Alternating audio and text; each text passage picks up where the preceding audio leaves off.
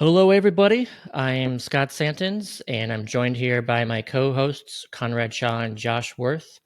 And this is the Basic Income Show.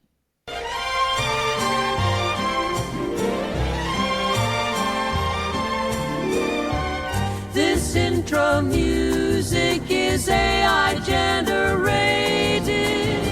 Love it or hate it, no one was compensated. One more artist, one is where their money will come from.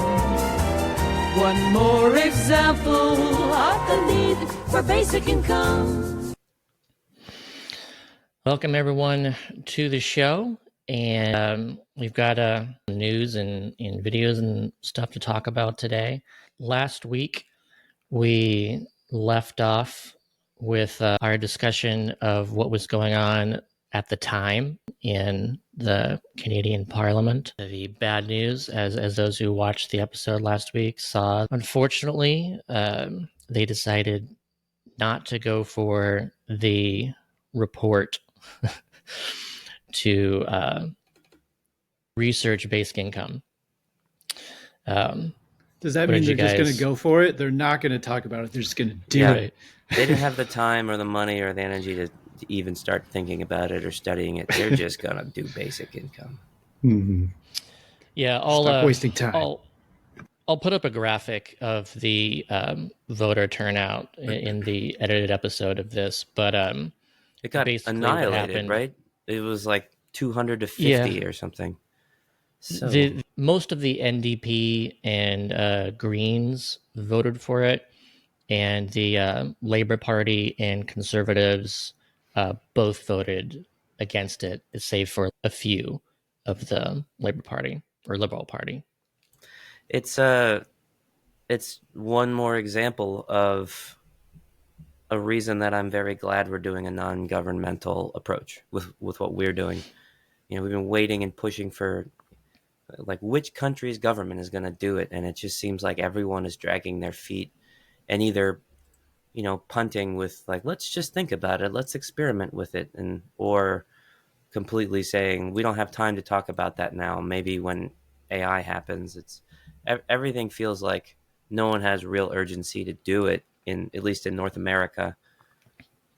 So just doing it feels like the answer, doing it ourselves. And so I'm glad we got to jump on this. Yeah, maybe we should just start talking about what we're trying to do first. I mean, we were going to do that a little bit later, but since it's a natural discussion to go from there, we just talk a little bit again about basic income through Comingle and its foundation, and even tie that to what we're seeing with the aftermath of Hurricane Helene, just because like it's really what we have been thinking about too since this happened, is just like we wish that Comingle was already operating so we could actually help people directly and instantaneously. Yeah, and when you think about it, what's a government, UBI, that being the North Star of like something that is perpetual and funded through taxes and things like that.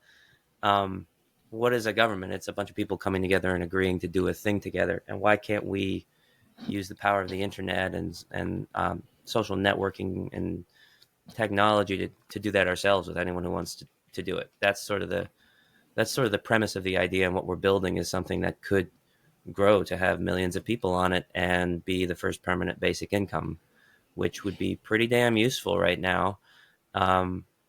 Like watching the stuff about Hurricane Helene is really painful, because one of the things we're building Comingle to be able to do is be able to help out with direct cash initiatives as well. So if we hadn't had to pause for a couple of years during the pandemic when our funding dried up, we're bootstrapping this project together.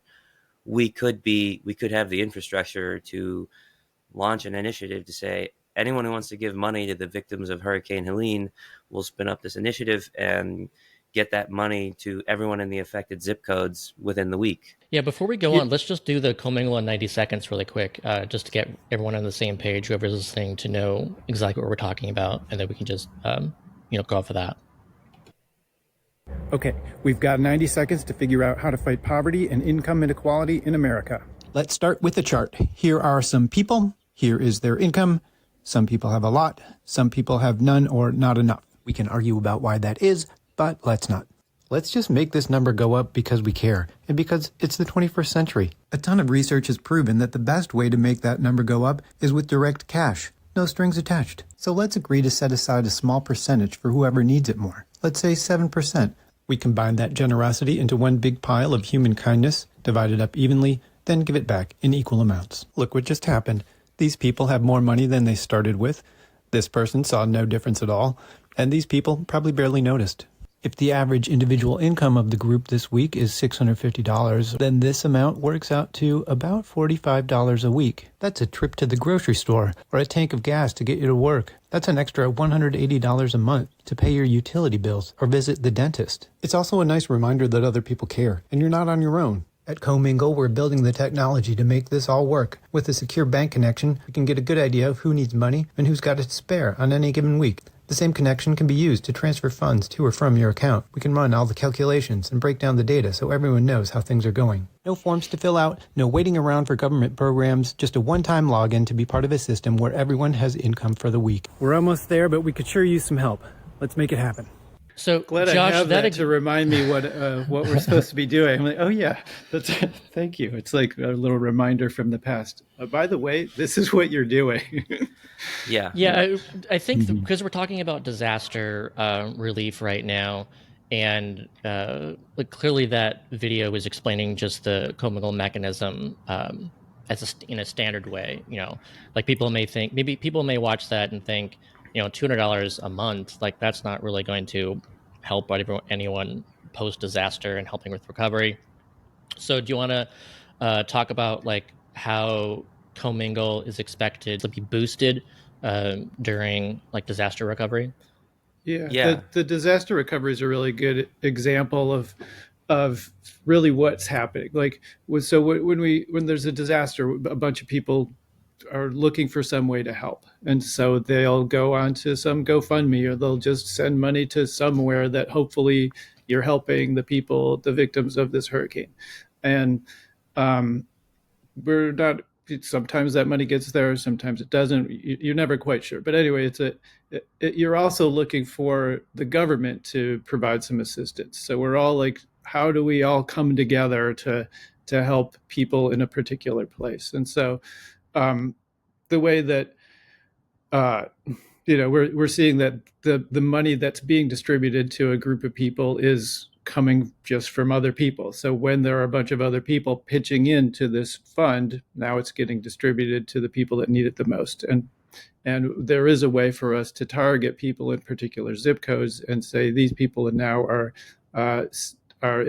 entitled to a bigger piece of the pie that we're collecting. And so now we're, you want to talk about it more, Conrad? I know that this is a favorite example of yours. Yeah, I mean, so Comingle itself and UBI itself is about a permanent fund to help out with the everyday daily disasters. And because it's building an infrastructure that allows everyone to have money flowing between people as they need it efficiently, when a big disaster comes in, it means you can layer on all the additional help that wants to come flooding in. It can be super efficient. So I look at the data from how things are done in disasters. And like, for example, the earthquake in Haiti that happened some years back, Americans donated something like $13 billion to help through all these foundations, Red Cross, whatever, and organizations to try to help out the people of Haiti. And then a year later, a report comes out that says 11 billion of that $13 billion essentially evaporated into thin air. Nobody knows where it went. Was it corruption? Was it incompetence? And then of the other 2 billion, it wasn't used super impactfully, and it took a long time, and it wasn't the way people needed it. But if Haiti had a basic income infrastructure set up, everyone connected to accounts, and their approach was just to take that money and drop it into everyone's accounts, like week by week, month by month, as they're rebuilding, then 13 billion of that $13 billion would have gone straight to people, and they would have recovered far better. I saw it in real time what for bootstraps, we had a guy who 6 weeks into his basic income got hit by Hurricane Florence. And this is a guy who had been stuck in where he was and had to ride out previous hurricanes, and it was just, his life was a disaster. He couldn't get out of North Carolina. And even 6 weeks of a basic income was enough for him to be able to prepare and evacuate, come back, rebuild. It was night and day with how, dealing with FEMA, dealing with charities, whatever was working for everybody else he knew. And it took him from a position of someone in poor health who could have needed rescuing, who might have died, to someone who was able to rebuild and eventually relocate to higher ground. So the opportunity to be able to do that in this paradigm, when we're watching people on the news or on Twitter or wherever saying, where is our government? Why aren't they doing something? And there's only so much they can do. They can, our administration can say, we're going to, open up this much money to FEMA, but FEMA's not great. We could be doing something right now. We could take a lot of money and get it to the people affected right now if we were up and running. But logistically, so the way it would work is the people have access to the Comingle app, then they're using that as a regular way to participate in a basic income, and by both giving and receiving when they need it. And so the people that have this app in their hands are now able to have money go directly to them, and we're able to target particular places so that extra money can just be appear in the bank account of the people that need it. And so what's beautiful about the mechanism we're setting up too is that because everyone joining is putting in some skin in the game, like they're all basically the people who all join Comingle for the initiative or for the larger thing will be creating their own basic income of $30, $40, $50 a week. And then in the case of a disaster like that, we can layer on top like another $200 a week for as long as the money lasts. So this thing that Scott just shared, this GoFundMe that said some random person is trying to raise $1 million for the people that are affected, and they got $4 million. And we're going to find out, I'm absolutely positive, in however much time, that nobody knows where this money went. They don't have a place to put it. Whereas if it went through a mechanism like Comingle that doesn't have middlemen in the way, basically that money would go directly to everyone who was attached to the platform, and it would be targeted proportionally to their need, because the people with a higher income would also be chipping in and would keep less of their payout, or would be chipping in more than they're getting. So now it's not only this organization or this fund that is helping everyone, they're also helping themselves at the same time in such a way that the people who need it most get the most help on an ongoing basis. Yeah, I just want to mention too. So yeah, I brought up this this GoFundMe because I just want to talk about like GoFundMe in general, but also the specific disaster. But like, so this wasn't some random person. This is set up by Meredith O'Rourke with this fundraiser that's raised $3.8 million so far. And Meredith is the campaign finance director for Trump.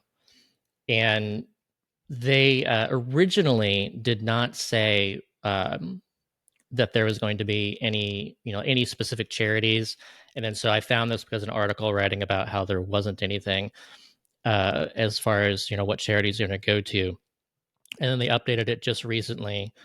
And they said that, we have selected Samaritan's Purse and Water Mission as the recipients of this generosity, and that they've already made an initial disbursement and will continue providing more funds as support comes in. And so, like, okay, if that is all true, and this $3.8 million goes to those two charities, and not to Trump in any way, for those for the campaign or anything like that, then great. That's they're trying to help, and people are donating what they can to help. But also, but what does it like, require for somebody to get some of the money from the charity? Like, even in the best, most effective right. charities, like, there's a heap of paperwork you have to do to prove that you've been affected. Yeah. Whereas we can tell by what's happening in in your spending and bank account, It, whether you've had a loss of income. it's And why also, yeah, go ahead. sorry, it's why like 1 in 10 people in that they're trying to help actually gets help, because it's a shitload of work right when they're in the middle of a disaster area that they have to now do and apply. It comes too little too late to the ones who get it.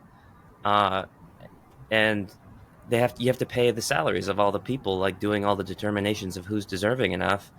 So, maybe 20 or 30% of the money that comes in pays for the organization to keep its doors open rather than being an automated fast thing. I've looked into a lot of these, and every single time it's like, if 70% goes to people, that is a smashing success. And any sort of like the wildfires or a hurricane or whatever, the strikes we looked at last year, did a video about the strikes. Maybe we can put in the comments for the actors and writers, where they raise a certain amount of money through all these foundations that aren't meant for getting money to people. They're meant for like helping people finish their projects or whatever with rooms and aid or whatever. They like on a good year, they'll spend half of the money they get in getting financial assistance to the people, and the rest goes to all these salaries and investments and things like that. And we're talking about getting 100% of every dollar to people within a week. It's a night and day thing. Yeah, And that's and ultimately what it's people are hoping to do. You want to help those people. Like, you don't really want to help the person that's gathering the money. You're not really trying to help the people that are then trying to give out the money. You're trying to help the actual people. So Commingle's a way to get money from your pocket into somebody else's very quickly and efficiently. It's a way yeah, for and us to get out of the goddamn way. Like, we are when not it an comes to these, organization to take the money and then decide who gets it. It's just a tool that gets it to the people and everyone who signs up so for it. there's a legitimate discussion to be had about like what is the best way to help right after a disaster, especially one like this one. So it is absolutely fair to say that how useful would it be to have money uh, electronically transmitted to your bank account or to a debit card or to like what would be a Comingle account or whatever, when people don't have electricity and they don't have cell phone towers are down, and basically the only way that you can utilize money is to actually have cash. And like gas stations, like let's say, and I've seen this where they're limited to $25 of gas per person, and it's cash only because they don't have any ability to accept debit cards. Like, I get that, and how difficult that would be to, the really only way to get cash in that instance is to find an ATM machine that somehow actually has electricity and Wi-Fi and internet, in this situation. So like that makes sense, and that's fair to say, but also it's fair to say that as soon as they have electricity and internet, then that money already being there is going to make a huge difference.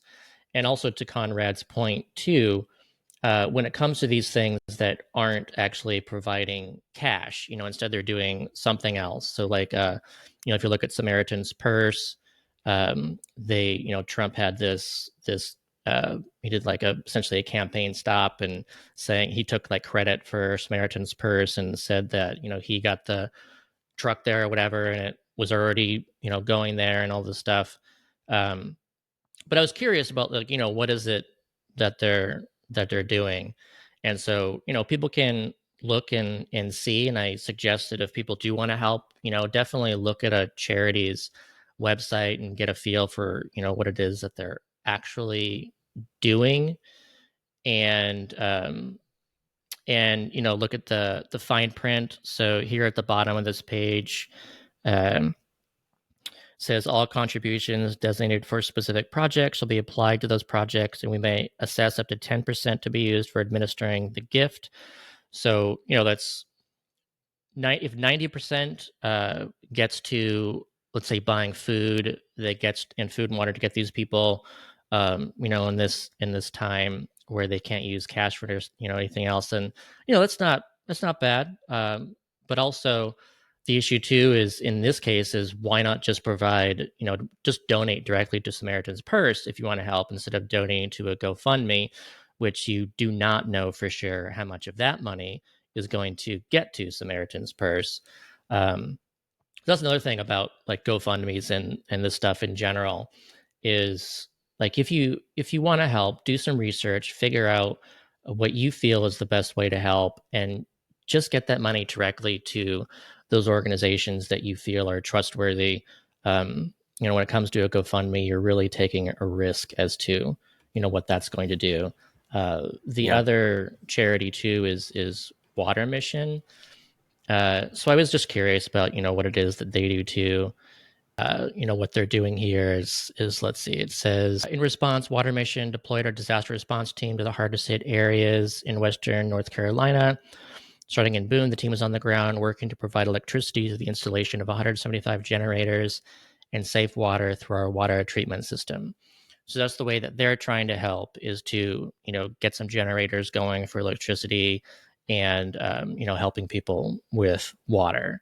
So yeah, if you think that sounds good, I don't know. This doesn't have any small print at the bottom to say if 90% of the money is getting to that, or if it's 80% or 70% or whatever. You can do some research on places like Charity Navigator and things like that to try to figure out just how much the money was going to be going there.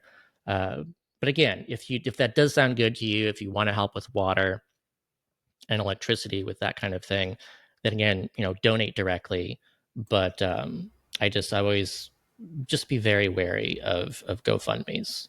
Well, you got to imagine with any of these things, if it's like 10% is going to overhead and administration, that's like a smashing success. And it's not like saying getting cash to people is the only thing that's important. Like fixing the electric grid and all that stuff is very important. But the most important thing to do first is make sure that all of the individual people have enough of a foothold financially to actually contribute to helping solve the problem, whether it's getting themselves out of danger, rebuilding their own situation. Then all of a sudden, the task of getting everyone electricity or rescuing the people who still need it gets shrunk down by like 80%. And all of a sudden it costs a lot less because people actually have a lot of agency to help themselves. And you also got to think a little bit about where is the money being spent that is being used to fix up the infrastructure of something. Where's the money being spent to, get water to people? Because you have to, I'm sure there are expenses in acquiring big amounts of water, right? And the transportation. But a lot of that is also, you got to get people on board who will do that work. And that costs money, so that's by supporting the people who are actually doing the work directly, you're also supporting these organizations, right? Because it's it's helping with making it more doable for somebody to go out, and if they're volunteering to help get water, then you're helping those volunteers out, right? Because they're no longer completely volunteering; they're actually getting some sort of support from the rest of the community. Right. Since some people might be, just even curious in general about the effectiveness of cash, like in disaster response and stuff, what do you think of just like going through that short video about Dolly Parton and the temporary basic income that she provided? Because that as a result of the Tennessee links it to like the wildfires that Oprah and The Rock. Okay, so I'm going to start playing this video.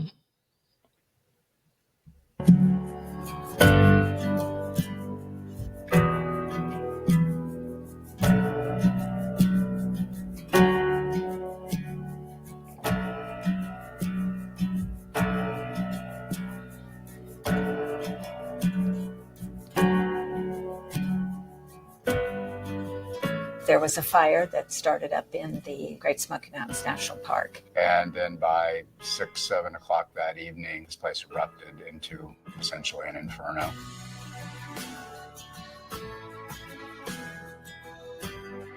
The fires just literally knocked on our front door, and our whole house was just surrounded in fire. So we had moments to escape. What did you come home to? Ashes. Piles of ashes. Everybody saying Gatlinburg's gone. I lost everything in the wildfires.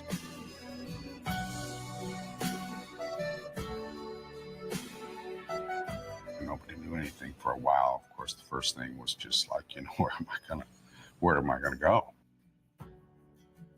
Dolly kind of intuitively and instinctively laid out the essence of the response, which is we need to put money in people's hands as quick as possible.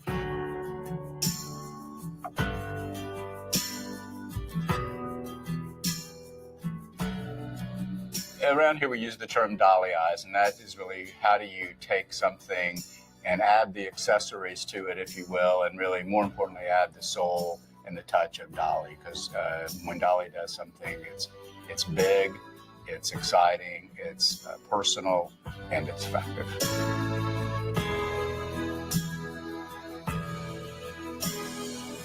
People should have the ability to spend money on their own road to recovery, however that road looks to them, not to be dictated. There were no strings attached. I felt that was the absolute most fair thing. So I was driving home one day after teaching, and I was listening to the radio, and I heard that Dolly Parton was contributing $1,000 a month to each family that was impacted by the wildfires. And I thought to myself, this is a really genuine approach to dealing with disaster recovery. I thought I'd be interested in studying this. My research area focuses on economic inequality and increasingly focuses on universal basic income as a means to perhaps alleviate that inequality. So universal basic income is in fact universal. So it's a cash transfer that typically happens on a monthly basis. I work with the Latino population, and working through My People Fund, I got to know many more people. They said, we cannot believe that there is no discrimination here. They are giving us money too. They couldn't believe that. People don't offer something for nothing in this world. That was the case here, and it was a lifesaver. The funds were primarily used to live on, just the immediate basic needs. So it could have been everything from toiletry to personal items. That money helped me get basic necessities at first. I used the money to replace some of the things that I lost in the fire, People use the money for pay the rent. They use it to buy their cars. I mean, they could have not survived without that help. The money we got from the foundation built this foundation because we wanted to get our efforts starting to rebuild. And we really didn't have any funds yet available, because I'm not joking when I say our bank was in no hurry. But Dolly had a lot of compassion and true to her word, and it was quick. The purpose of the My People Fund was we want to get people back to the place they were whenever the wildfires hit. So the purpose of this study was, one, to collect a retrospective baseline to understand what do people's lives look like during that time, and then to see how they had changed after the fire. And in that time, we saw most people thought that those cash transfers were most helpful for their recovery. At the time of the wildfires, around 50% of individuals owned their homes, and then around 50% rented either a house or a mobile home or an apartment. 6 months after the fires, what we saw is the majority of folks shifting to a rental situation. By the 12-month mark, we see a more even distribution where 50% are renting and now 50% are owning. So currently, around 44% of American households don't have any savings set aside for emergencies. When we look at that in contrast to how the families are doing in Gatlinburg, we see around 50% of them do have savings. And of those that do have savings, 95% have over $1,000 in their savings account. Work hours were very stable across actually all 3 points of observation. So if we look at the day before the wildfires, if you will, people reported a median work hours of around 40 hours per week. 6 months out, it was also 40 hours. And then a year later, it was 40 hours.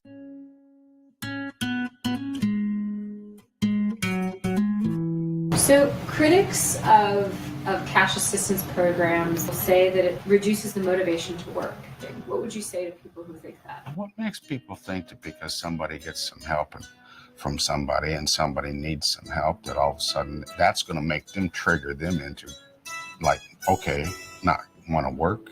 I mean, who thinks like that? People are so afraid of what people are going to do or not going to do with the money. I think the fear of these kinds of approaches are really twofold. One is that they'll spend the money unwisely, or it gives people an excuse not to work, right?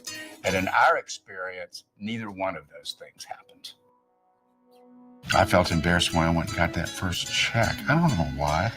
Felt like I had to turn around and look for somebody to give it to that needed it, but I needed it. Do you think a universal cash assistance program could be a helpful thing? Well, it's just regular assistance, and everything is a good thing or a bad thing. Gotta be a good thing.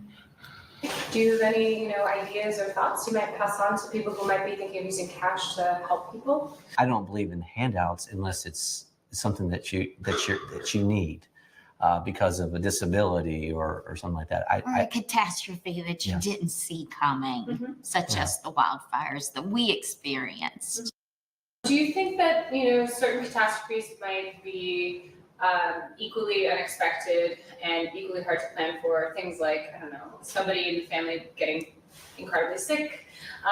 Yes. Just all sorts of things happen all the time. Has your own experience of the My People Fund changed any of your beliefs or ideas around government assistance? I might have been more quick to just, stereotype someone on welfare as just, lazy.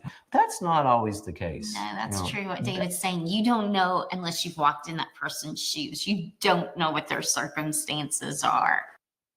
These are my mountains. Dolly Parton has a song that's called My People, and it talks about these are my people, these are my mountains, these are my rivers, and these are my valleys. And she truly feels that way. People, my memories, these are my mountains, this is my home. I always feel like at the end of the day that any kind of program or approach that's built on the belief that people are smart, they're good, they know what to do, and you trust them to do that, that when you sort of ground something in the positive sort of perspective of humanity, then positive things happen. I believe that universal basic income is important because individuals can work 40 hours a week and still not be able to afford an apartment or a rental home or to be able to buy a house, to not be able to cover their bills. And universal basic income brings us up to a level where just those basic needs are met. I can almost get a tear. I mean, I just, to talk about it is one thing, but I mean, when it happens to you, for me anyway, I can get a little emotional about it because it just doesn't, that's just not the way it's supposed to work. And it did. It did. It saved people's lives. If nothing else, up in their head where they could keep going on, just take those next steps.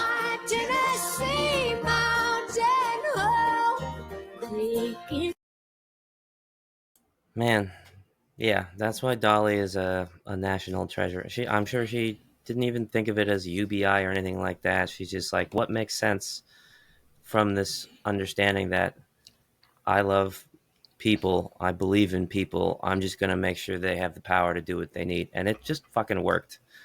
So it's like, it's an intuitive thing if you're coming from an understanding of your fellow people.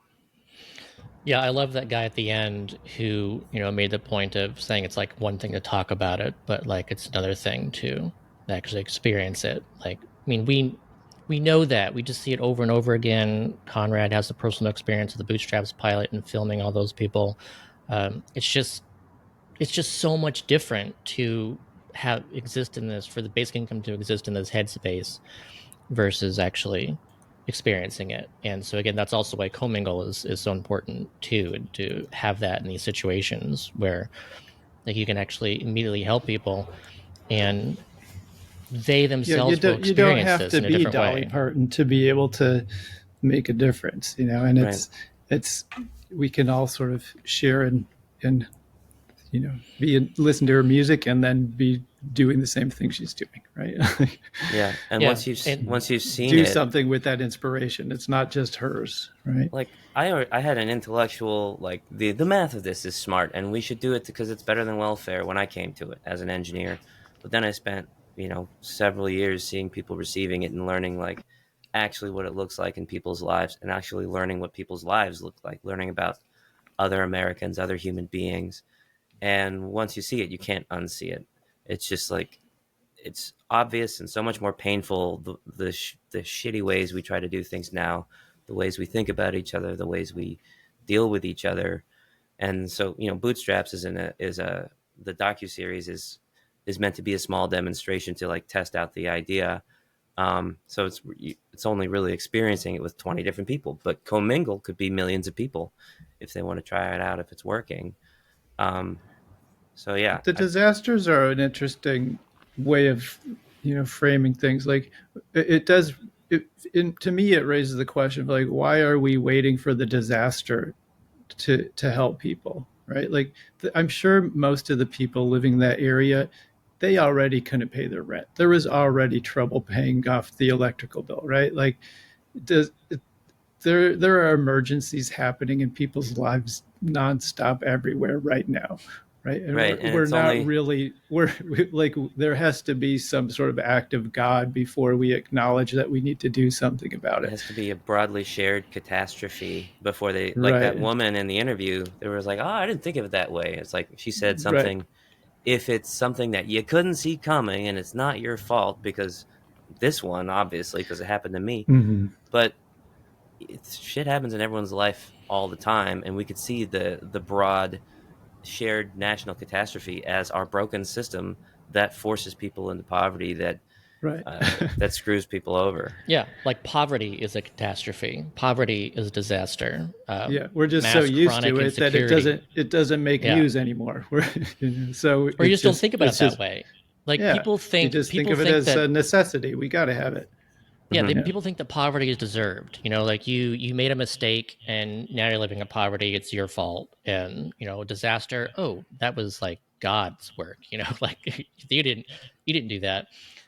So like part of it is it's great that at least when it comes to disasters, people are far more open to unconditional cash. But on the other hand, I hope that people can actually start to see unconditional cash as being something that can help with the everyday disasters of poverty and economic insecurity and everything, and start to think about that differently. Well, the thing that's cool about it too is that it's so different than our normal frame of mind, where so you look at the political landscape today, and with Hurricane Helene, you see the common Republican response right now.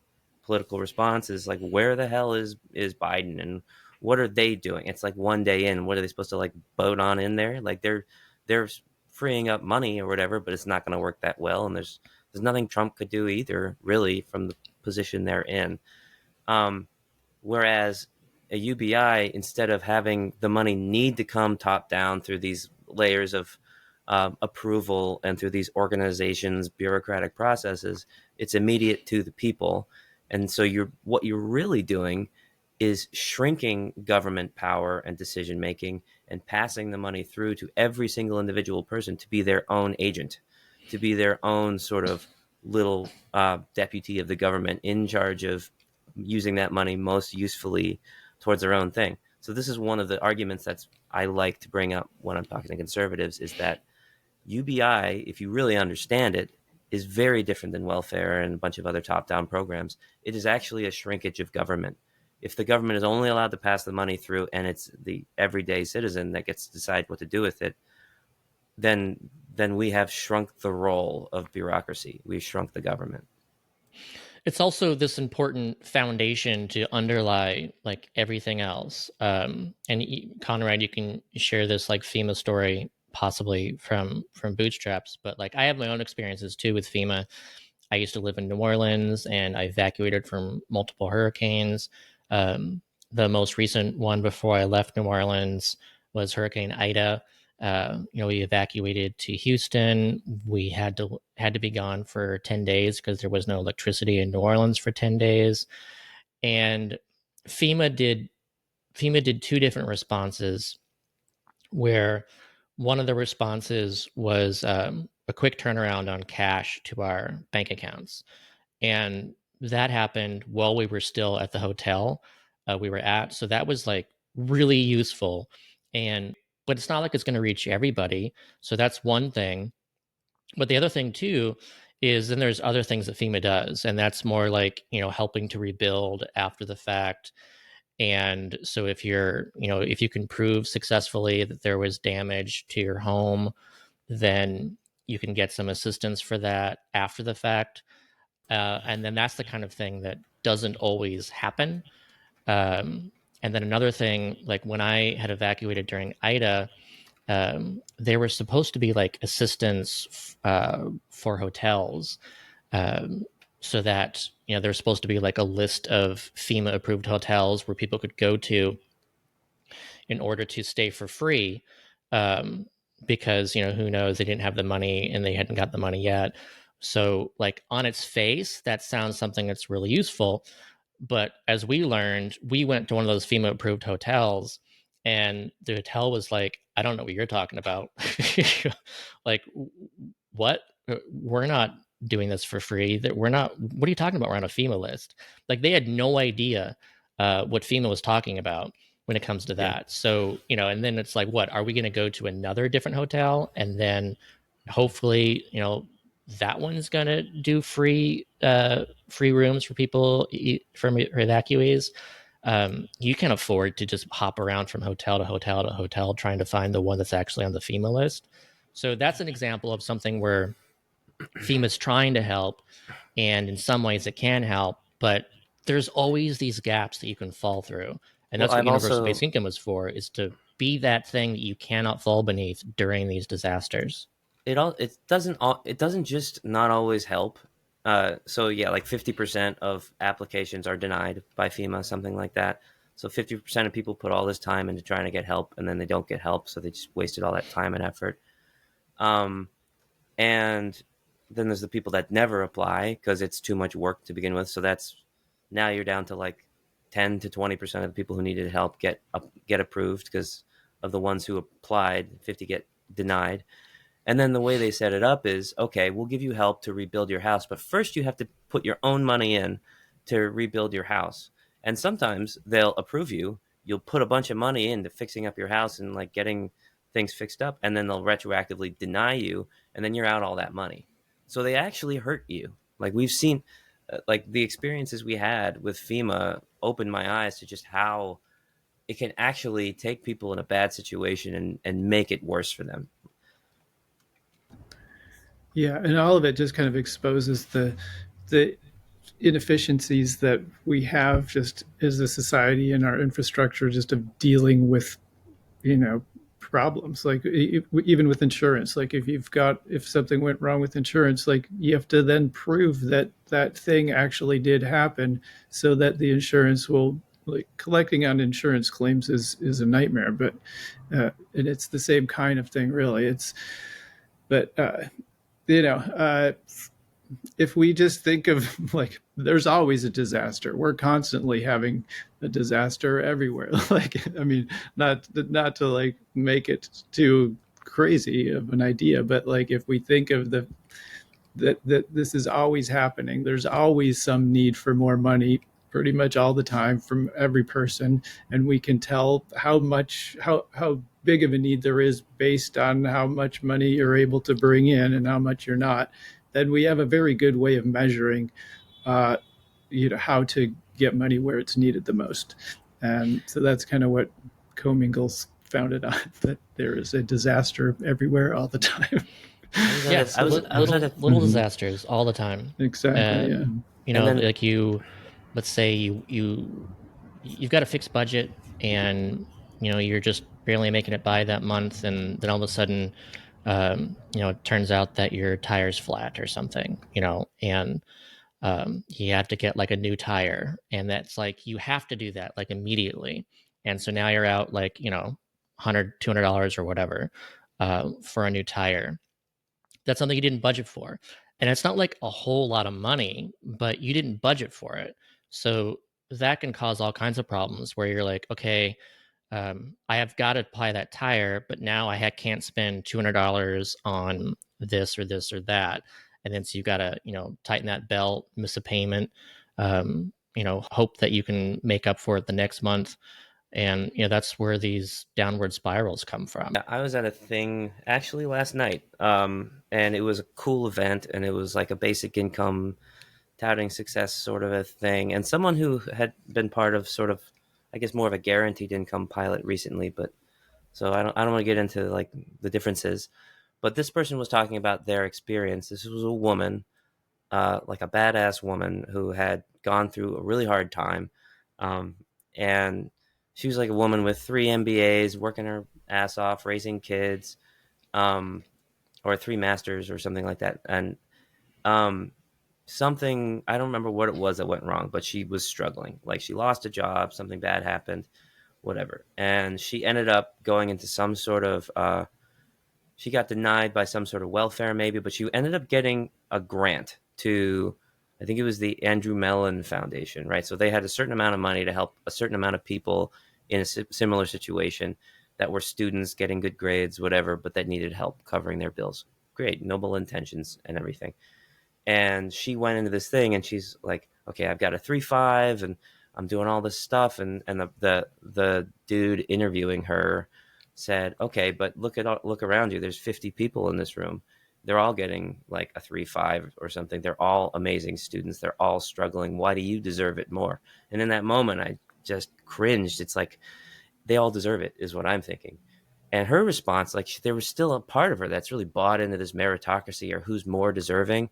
She's like, because I have a toddler, right? And everyone in the room was like, ooh, snap.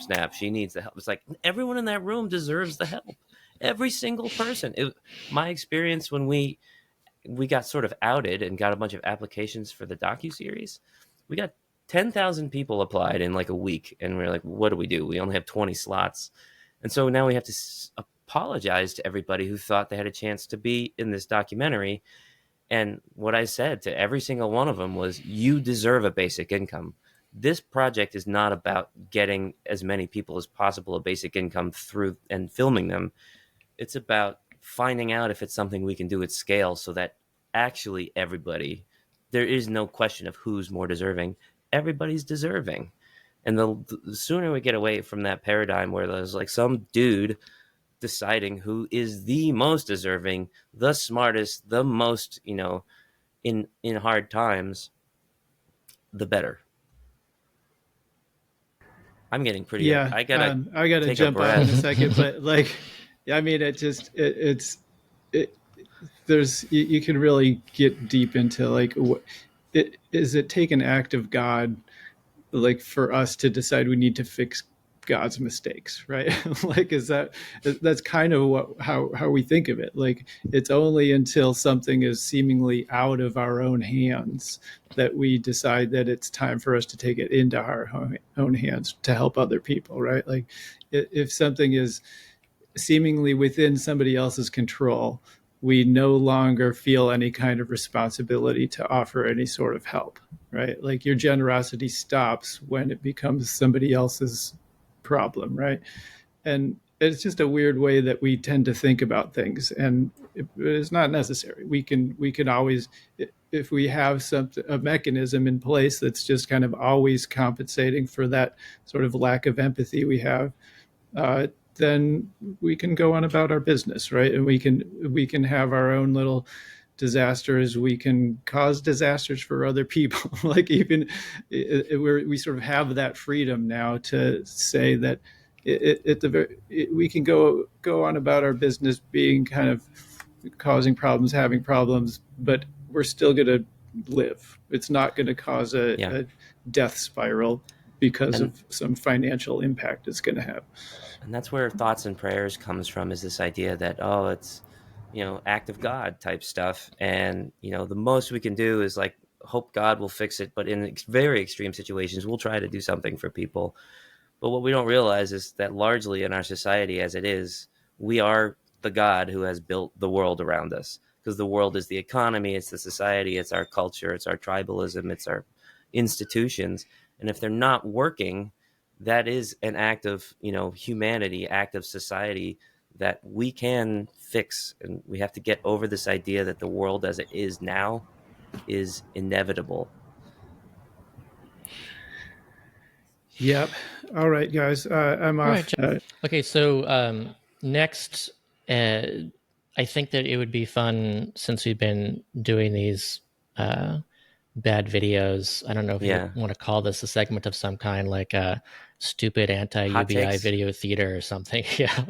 Yeah, I need it. What we've been talking about makes me pretty upset. So let's look at something let's get funny. A little bit angrier here and and debunk something else. Here's a PragerU video that's about basic income. It's a short 5-minute video. So yeah, this is a good one. How does this sound? $1,000 a month, no questions asked. You don't even have to buy a lottery ticket. All you have to do is breathe. Too good to be true? Well, that depends on your view of UBI, or Universal Basic Income. UBI is an idea that has been kicking around for a while. The concept goes like this. Give people enough money to take care of their basic needs, and we can eliminate poverty. In other words, we establish a floor below which no one will fall. Every citizen is provided for. Appealing, no? After all, it is. We live in the wealthiest country on earth, and yet we have people living in the street. I'm sold so far. UBI solves it. Of course, there's the small question of who is going to pay for it. Giving $1,000 a month to every American citizen, that's the universal part of UBI, would cost something like $3 trillion a year. That would make it by far the most expensive item in the federal budget. Yeah, let's just debunk that immediately, since that's such a common misconception. Before we debunk it, I actually like to start from the place of, even if it were true, it would be worth it. Like, even if we were completely, I wouldn't do it this way, but if we were spending $3 trillion out of money we minted into existence, the cost that we spend on poverty and the amount of just waste and opportunity cost we have in society far exceeds $3 trillion. However, it isn't that expensive. I'll let you start that one up, Scott. Yeah, so I'll link to an article here, put up a graphic about net cost versus gross cost. But yeah, it is incorrect to take the number of people and multiply it by the amount and say that's the cost of basic income. And this is true because we're going to pair it with some amount of taxes, and that tax interacts with what someone is paying, so that there's some point at which you do not net benefit. So like you're paying in, let's say, $12,000 in new taxes, and you're receiving this $12,000 UBI benefit. And when you do your taxes, these things cancel each other out. So you don't actually pay any more taxes, and you don't see an income boost, even though you are getting that. And then if you're, beyond that point, let's say you're spending $20,000 in new taxes for $12,000, then that's an $8,000 tax boost, and you aren't receiving anything from the government. There's no cost at all for those above that crossover point, and then below that crossover point, the cost increases as someone's income goes down, because as someone's income goes down, they're more of a net beneficiary. So the way this works out is that, it depends on the design of the program, depends on whatever that phase out rate ends up looking like, based on, the difference between someone's increase in taxes versus their receipt of the basic income. But let's say it's around $1 trillion instead of $3 trillion, based on that kind of amount. And then you have to look at, okay, we're looking at $1 trillion per year, and as you said, we have to consider the benefits of that as well. And the cost of child poverty alone exceed $1 trillion a year. So if we actually did $1 trillion a year of basic income and ended all child and adult poverty, then you're talking about, multiple trillions of dollars a year in the savings of poverty, through, you're spending less on crime, and people's health is improved so that you are spending less on medical care. We spend, I think it's around like $5 trillion a year on medical care, and we saw that there was about a 10% decrease in hospitalization in the Delta Manitoba experiment. So let's say you're looking at, just based on that, it's $500 billion per year less. So that's already like half the cost of a basic income. Crime is very expensive. That's over a couple $1 trillion per year of crime, and experiments have shown that goes down too. So we know that it's highly possible and highly likely that the net benefit to society would be a savings from doing this. Yes, you'd be spending $1 trillion more per year, but if you actually save more than that, it's an investment with a higher return. And that's the way that you should be looking at this, is a high return investment. We'd be spending $1 trillion more towards this and multiple trillions of dollars less towards the things you said. And when you were going through that list of like crime, poverty, especially child poverty, health emergencies, I'm imagining like maybe we can edit in like a tally. And the one thing a lot of people forget is you're not just saving on all the losses that we currently have.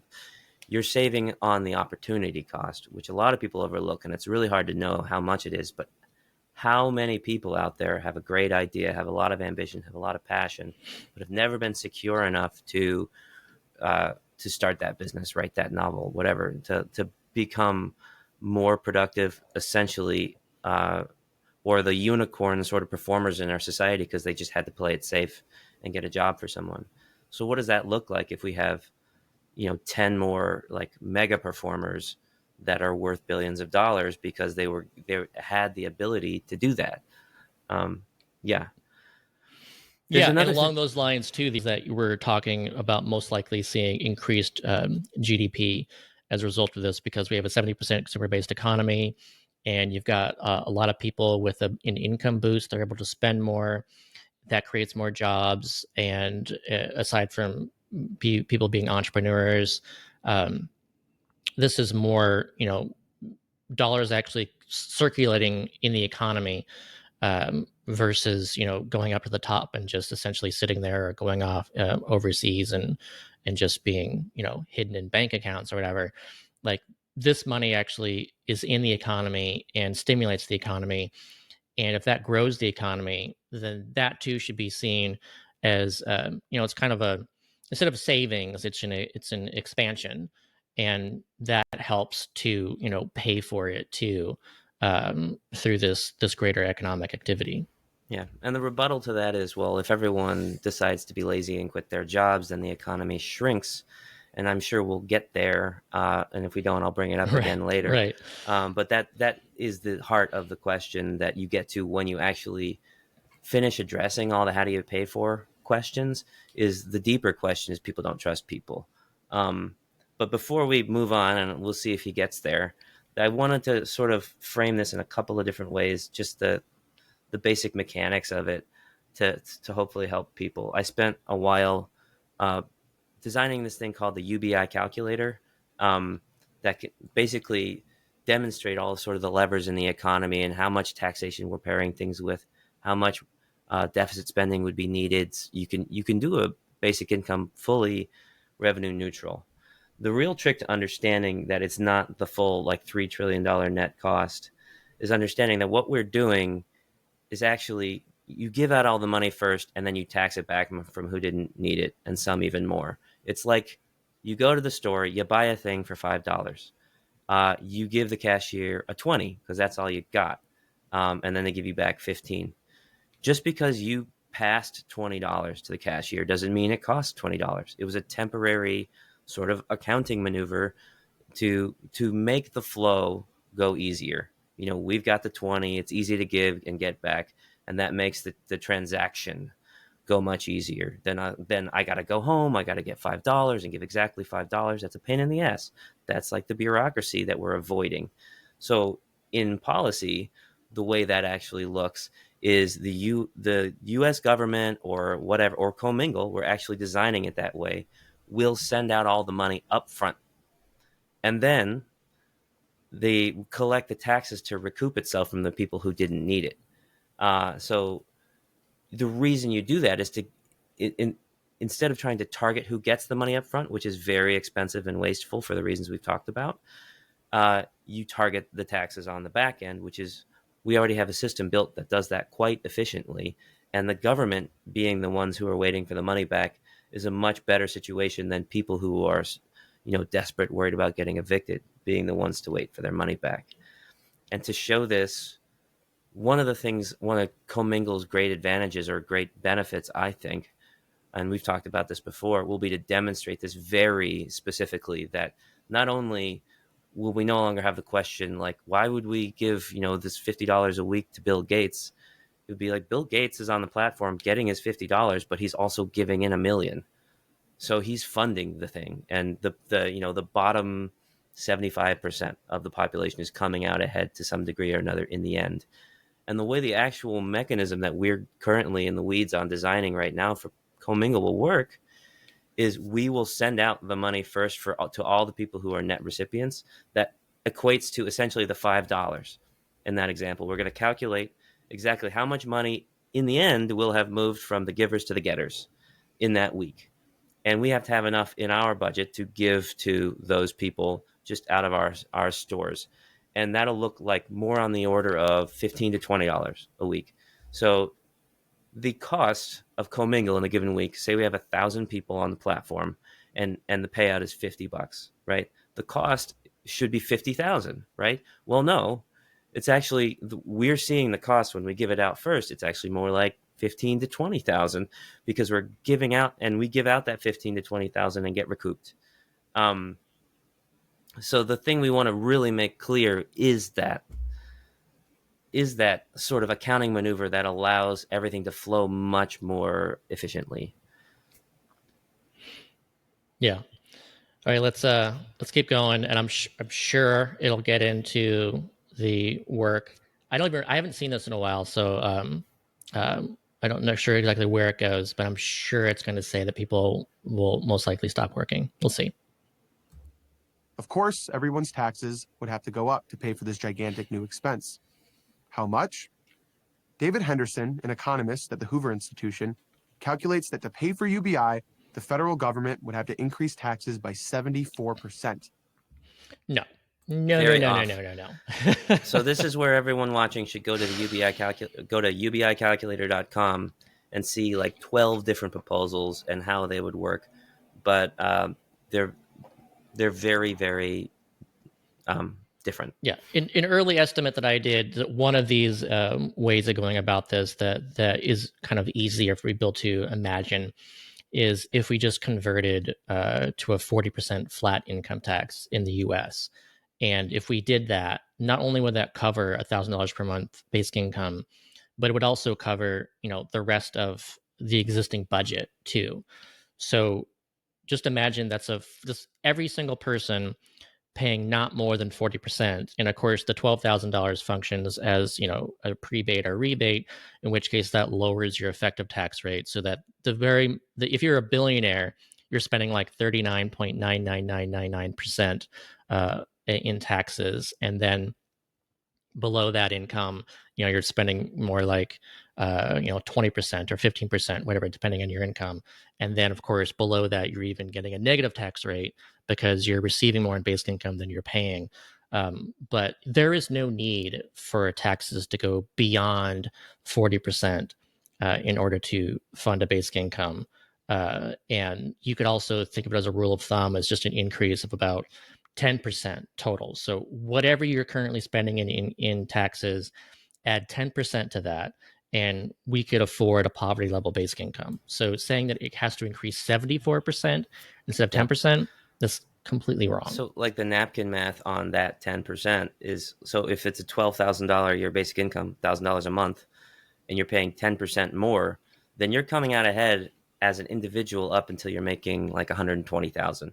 And after 120,000, like at 122,000, you're paying a little extra in overall taxes.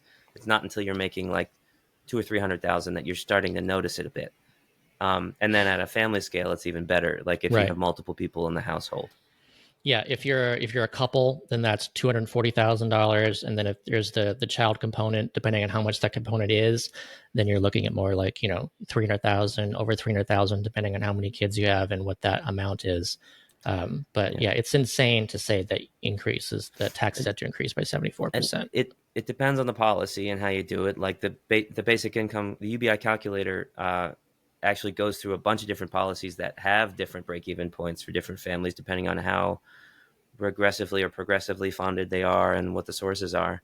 So the very first napkin math I did to even decide, and I was even under the assumption that it was the whole cost. It was like $3 trillion. It was like week one of me reading an article about UBI, and I was like, well, I just assumed there couldn't be enough money to do this. So my first napkin math was, okay, let's look up the numbers for the average income in the U.S. and the average wealth in the U.S.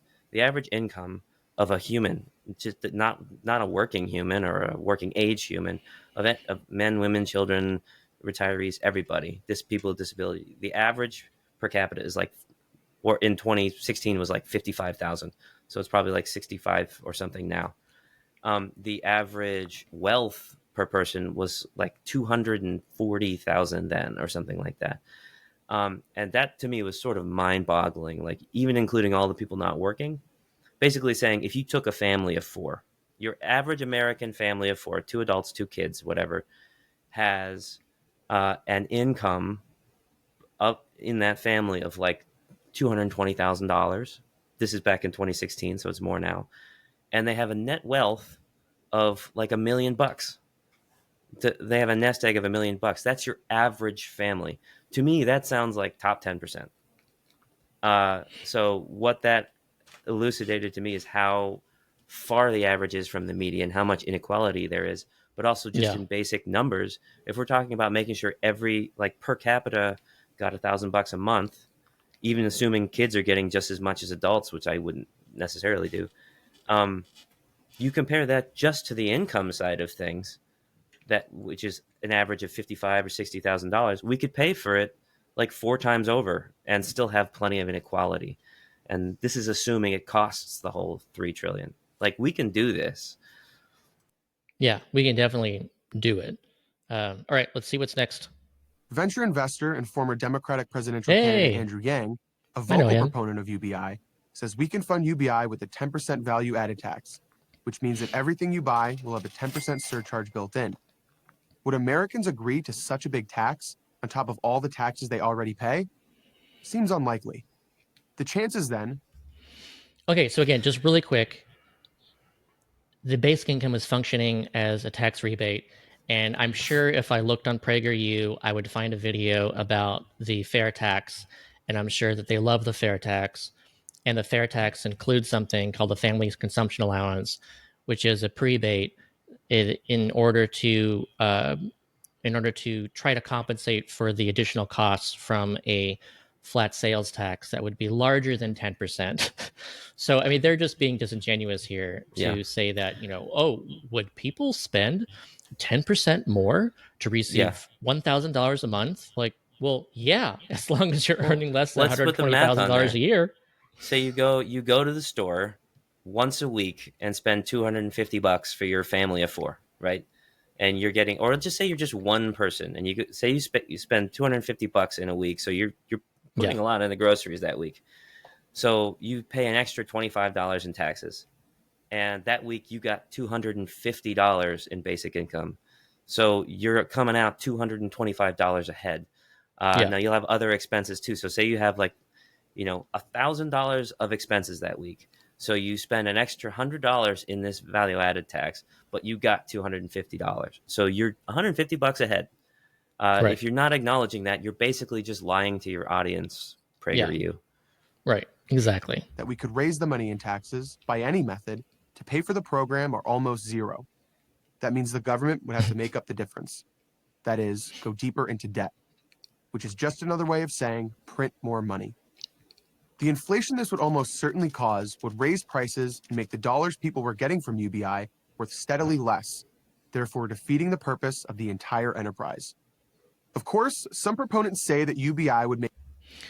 Okay, so just quickly going into inflation, and we've covered little bit of this already without directly talking about inflation, but again, they're first of all, they're suggesting like an extra $3 trillion per year, and it's not deficit neutral. They're assuming some large deficits, much larger than necessary. They're apparently also not suggesting any kind of replacement of existing programs and subsidies, which of course is what we talk about as well. And when we say that the cost is $1 trillion per year, that's also not even taking into account that you could, let's say, replace programs like SNAP and TANF, that you could replace tax subsidies like the earned income tax credit, the standard deduction. Like there's things that we're already spending money on that we can do UBI instead. And not only does that reduce the net cost of basic income, but it also reduces any kind of inflationary impact because again, you're not boosting everybody's income by $1,000 per month. You're boosting those at the bottom by $1,000 per month. Those in the middle are, let's say, $500 per month or something or less. And then those at the top aren't seeing any boost at all. And in fact, they're getting deboosted. They're having less disposable income after taxes. And then so if those at the top are spending less money, then that balances out those at the bottom and middle who are spending more money. And so that's how you also expect to see less inflation than what so many people assume, who just say that UBI will lead to rampant inflation. There's a couple of things I want to full disclose for people about this exactly. That you can just see it up there with the calculator. So if you go to ubicalculator.com, say you make up a household size, like I can pull this scroller here, and it's like you've got 2 adults in the household and 2 kids. Say your household is making $60,000. So you put that in there, and then these plans pop up, and it shows how each one is different. Like depending on how much deficit spending is in there, that's a big factor. Like the more money is being printed or borrowed to do this, the more you're actually printing money, right? And you can do it revenue neutral, and there are revenue neutral policies on this platform. But since he's talking about Yang, I'm going to go down to Yang and I'm going to look at it. And it looks like this family under Yang's policy comes out like $16,884 a head. And if you look at the bottom, Yang actually has one of the bigger deficit spending policies than other people. It was about 1.5 trillion in deficit spending. But also because of that, 93% of people come out ahead. And so there's this little section when you drill down that and scroll down to the bottom where their argument for this, basically why it's a 10% VAT, and there's not a whole lot of other like income taxes or anything going into it, is basically the point we were making more. He's leaning on the idea that there's going to be a few $1 trillion in savings coming out of crime, drops in crime and incarceration and homelessness and all that stuff. So that was the choice they made with their policy in order to have a policy that actually right up on its face, like almost every American, even in the top 10, like some of the top 10% are coming out immediately ahead. And we're investing this money to get savings on the back end. For people who aren't that excited about investing that way and risking and seeing, they're actually there's plans on here that even have either a very small deficit, like 100 billion or so, which is tiny for us, or even a surplus. There's a sample one that radically changes the way things are going, and 55% or 54% of the U.S. citizens come out ahead. But we come out almost $1 trillion ahead. Like there's ways to craft these things to have the outcomes that you want and take the risk that you want. And you could start with something like that helps a smaller percentage of the population, also puts money into a surplus. And then if all of those savings come along, if we then end up saving several $1 trillion, that either reduces the deficit more, or we can then adjust things after the fact and be like, cool, it's working. Let's actually pay for more of it through these savings. Yeah, I don't think it's one of those listed in your plan, but I know one of the options too is we could do something like a $500 per month basic income that's fully universal to every adult and child, and that would just require a 7% flat surtax. So that would just be people spending an additional 7%. And of course, we could do something more like $200 per month or something that could just replace the standard deduction. So I mean, there's things we could do that could be totally easy, deficit neutral, not even requiring additional taxes, approaches to starting up a basic income. That we could fund a basic income with a carbon tax. There's a sample of a moderate carbon tax that is on the UBI calculator that would give every adult and senior citizen $83 a month or $1,000 a year. And that would be the sort of thing where it's like carbon tax is so politically unfeasible right now, or it's more so because everyone knows that the cost of the carbon tax won't actually be eaten by the producers and extractors. It'll be passed on to the consumer at the pump. But if you're getting $1,000 extra a year and you're just a person with a small house and you don't fly on a lot of jet trips and you just drive for work, then the extra cost at the pump might add up to like, an extra couple $100 a year, and you're getting $1,000 a year to defray it. So then all of a sudden, most of the population is coming out ahead. So the way it works with carbon taxes is about the bottom 70% on average come out ahead. With the one I did for the calculator, let's see, what did it come up with? Because that's one of the headline numbers. 77%, the way I set this one up, come out ahead in the U.S. based on a carbon tax. So now all of a sudden, people are incentivized to move away from carbon, but also the people who still need to use carbon are getting help with the fact that it's more expensive. In fact, they're coming out ahead.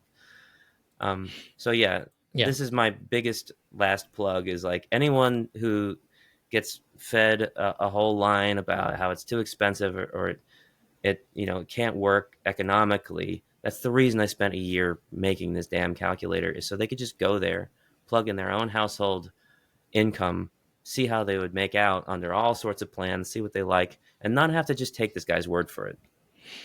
Yeah, always consider basic income as a negative tax or a tax rebate or a tax prebate or a tax credit. Like, you can't just look at the tax increase side of the equation and not what you actually get back, because so many people are beneficiaries. It's like that with last thing is like it's like that with health insurance. If we had an efficient health insurance program that made you pay 10% more on your taxes or whatever, but also you didn't have a healthcare premium that costed way more than for most people, it's very worth it.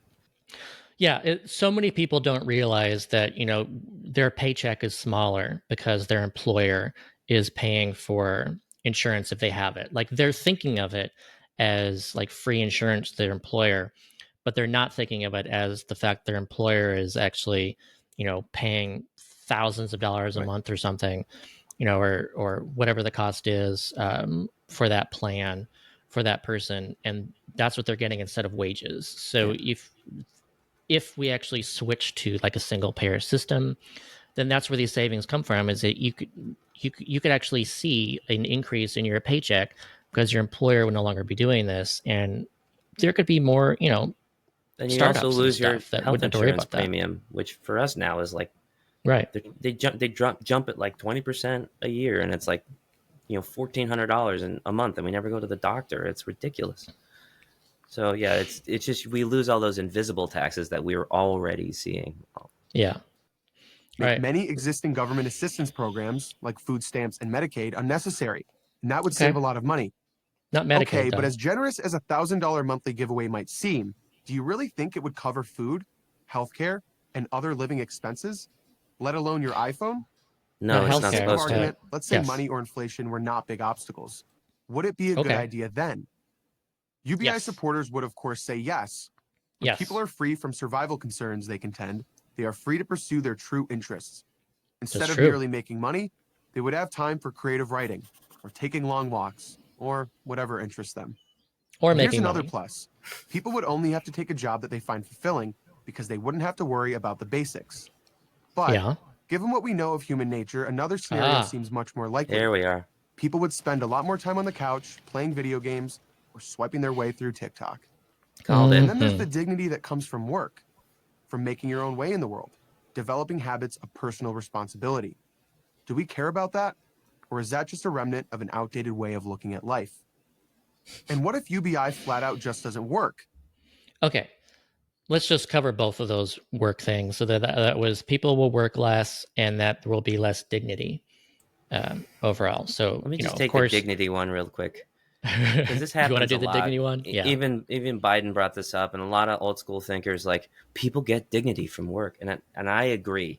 You get dignity from work, but jobs is a part of work, and you get dignity from the work that you do. Like work in general is everything you put your passion and time and energy into, whether it's at your job or you're starting your business or raising your kids or taking care of your sick parents.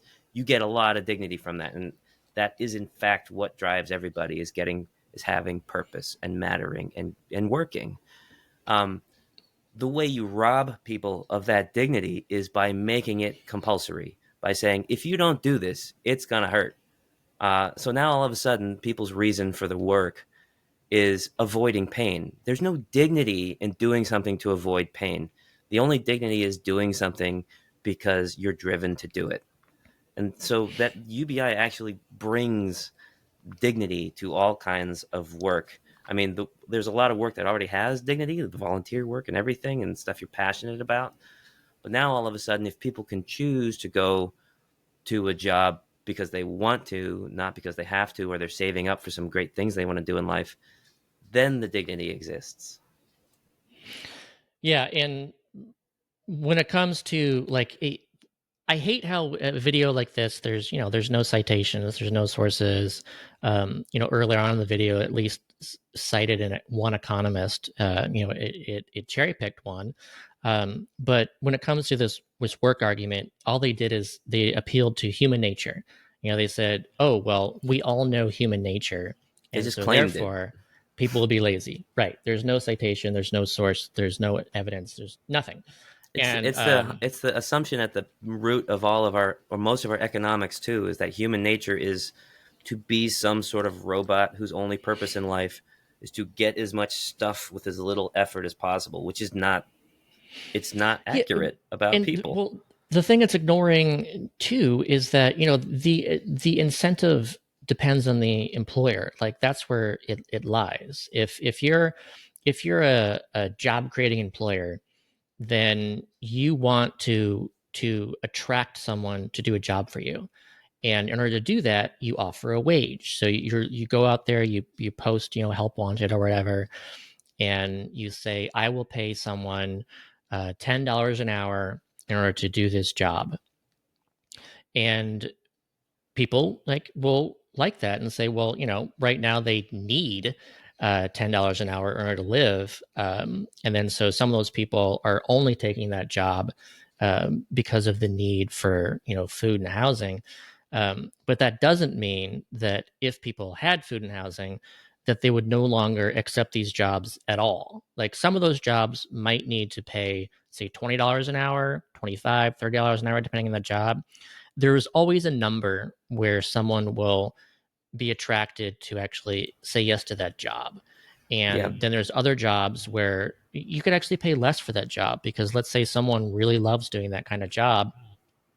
Maybe the basic income could subsidize that. Right now there's people who want to be teachers, but they are unwilling to work for, $30,000 a year or something. That's just like too little to be a teacher. But if you have a $15,000 a year basic income, then a $30,000 a year job, raises you to $45,000 per year. And if you're going to be a teacher, maybe that's enough now. And, that basic income actually helps subsidize that. And we see this in these experiments, I'll cite a meta-analysis study, a systemic review of these impacts of basic income on work. But in general, what we see is if anything, there's a small decrease in work among certain sectors, and certain demographics. So that means, you're a parent of a newborn child, or you're a young adult who's looking to be, a college student, or even high school, or you're a senior, and maybe you're right at the cusp of retirement, and then so you're more likely to retire early with basic income. There's these sectors where people will choose to work a little bit less in paid work, but education, that's still work, it's still valuable.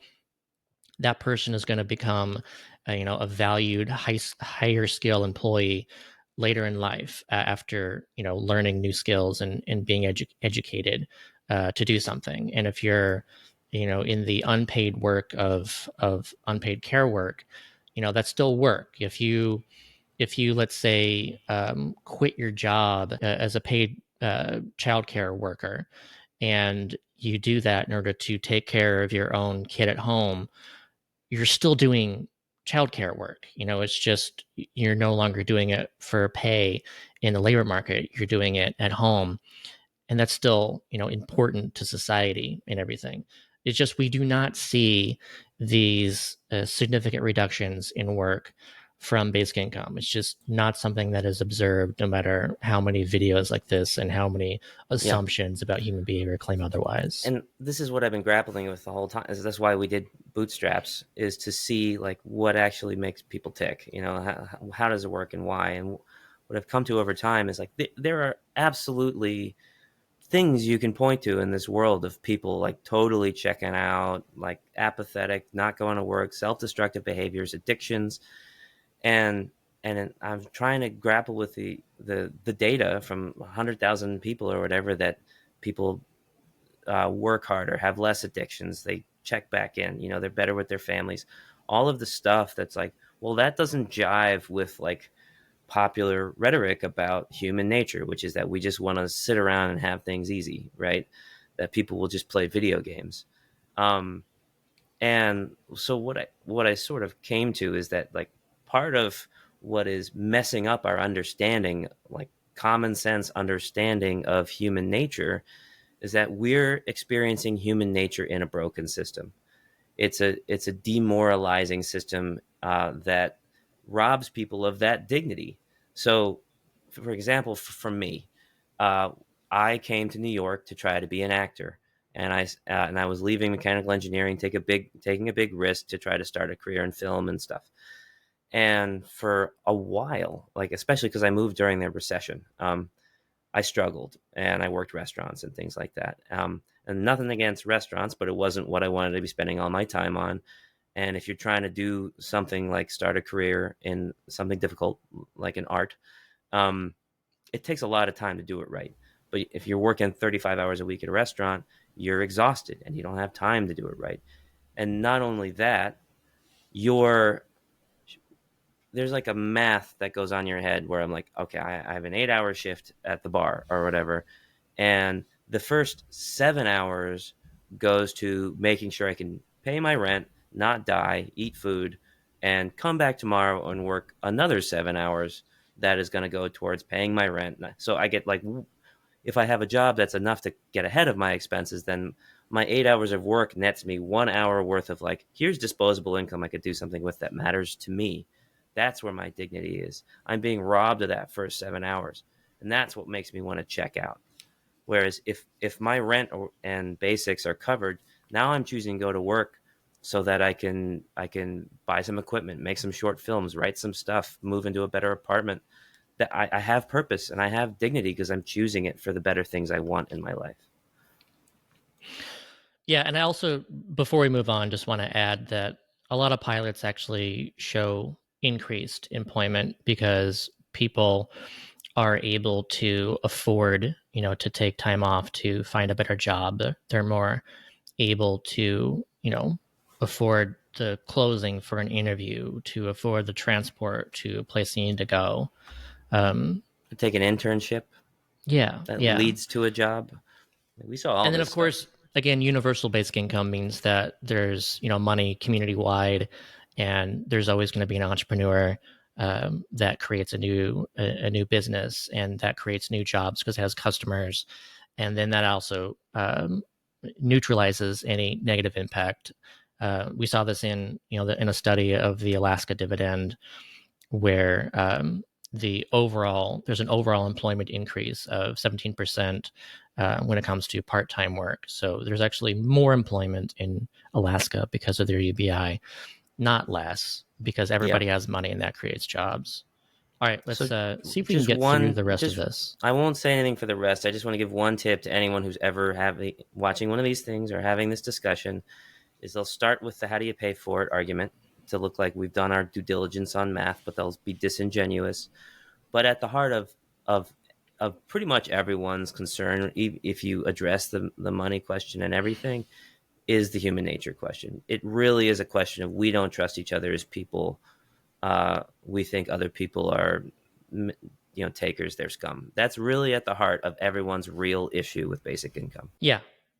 So many people reply to, stuff on Twitter from me where, they'll say something like, you don't understand human nature, like you're no expert. Like, my degree is in psychology, and I really love, reading studies about behavioral experiments because I'm just fascinated by, why people do what they do, the way that our brains work, how we interact with our environment. Like, that's what's fascinating to me. So I actually really enjoy learning about, why people behave the way they do. And I highly doubt anyone who says you don't understand anything about human nature. Those people are likely the ones who have never read a psychology study in their life.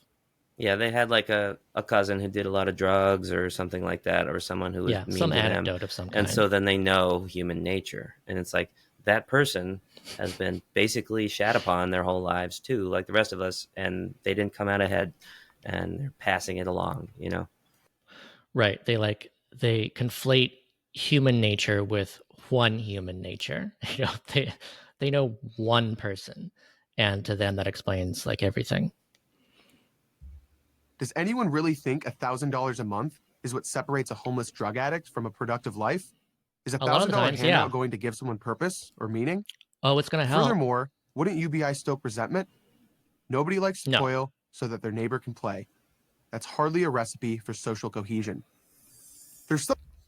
That's annoying. I hate how often we have to stop just because it's almost a gish gallop where they just continually throw out stuff that isn't true. And they're actually they're doing it in the asking a question. I'm just asking questions, kind of thing. And there's no evidence. They pretend that there's no studies out there to look into this. We talked about last week when it came to the Dalphin, Manitoba experiment. A study showed that there was no stigma because of the universality. And we know there's no stigma in Alaska because of the universality. So no stigma means also no resentment as well. Is everyone's getting it. Your kids are getting it. You could be upper middle class, and it's that's going to help them, start businesses or go to school. It's it really helps almost everybody just directly financially. And even then, beyond that, it helps the people who are paying in by being in a society with a lot more consumers, a lot more happiness, a lot less polarization.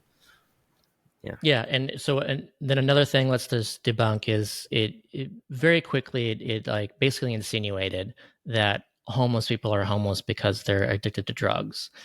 And, there's certainly a good portion of homeless people who are addicted to, drugs or alcohol, but it's not what necessarily got them there. And a lot of times they started drug and alcohol because of becoming homeless. So, when it comes to basic income, we could reduce a lot of homelessness, which would reduce a lot of people becoming addicted to drugs and alcohol. And then we also know from studies of basic income, even focused on homeless people, that there are often large drops in drug usage and alcohol abuse through that. As well. It's just a bad assumption to make that basic income, leads to drug abuse, or that all these people in poverty and homeless are just addicted to drugs, and there's no possible way that money will help them in any way. Right. And there's a lot of studies and things that show that there's a lot of people who are homeless that became addicted once they were homeless, because it is a escape mechanism, it is a coping mechanism.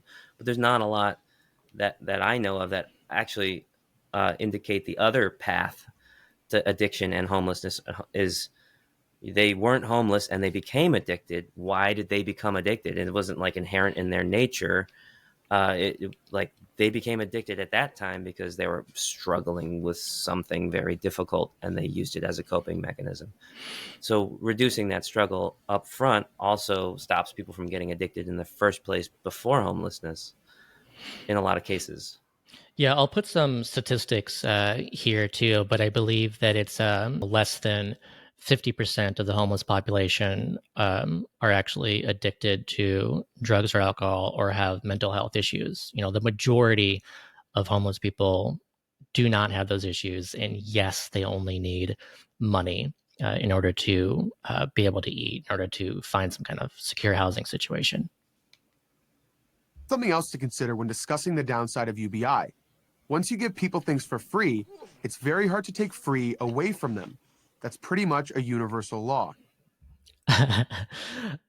Like the rich, the rich certainly get a lot of subsidies. They get it for free. I guess it's true to say that the rich don't want to give up their subsidies once they have it.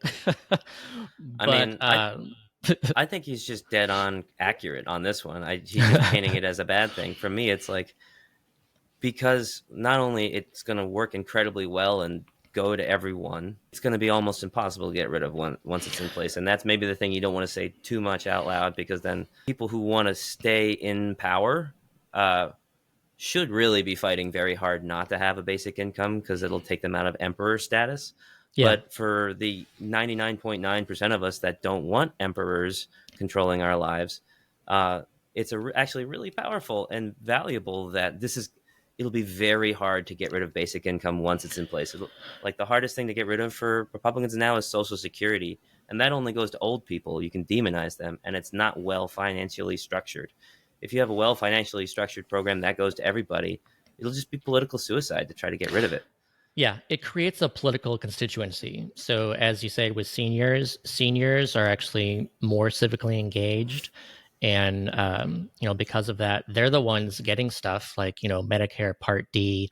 They can argue to, get their Social Security payments boosted. Like the government really cares about seniors. Yeah, you can say that seniors depend on government because of the Social Security payments, but holy crap, do politicians not want to piss off seniors because of the fact that they're receiving those payments? Yeah.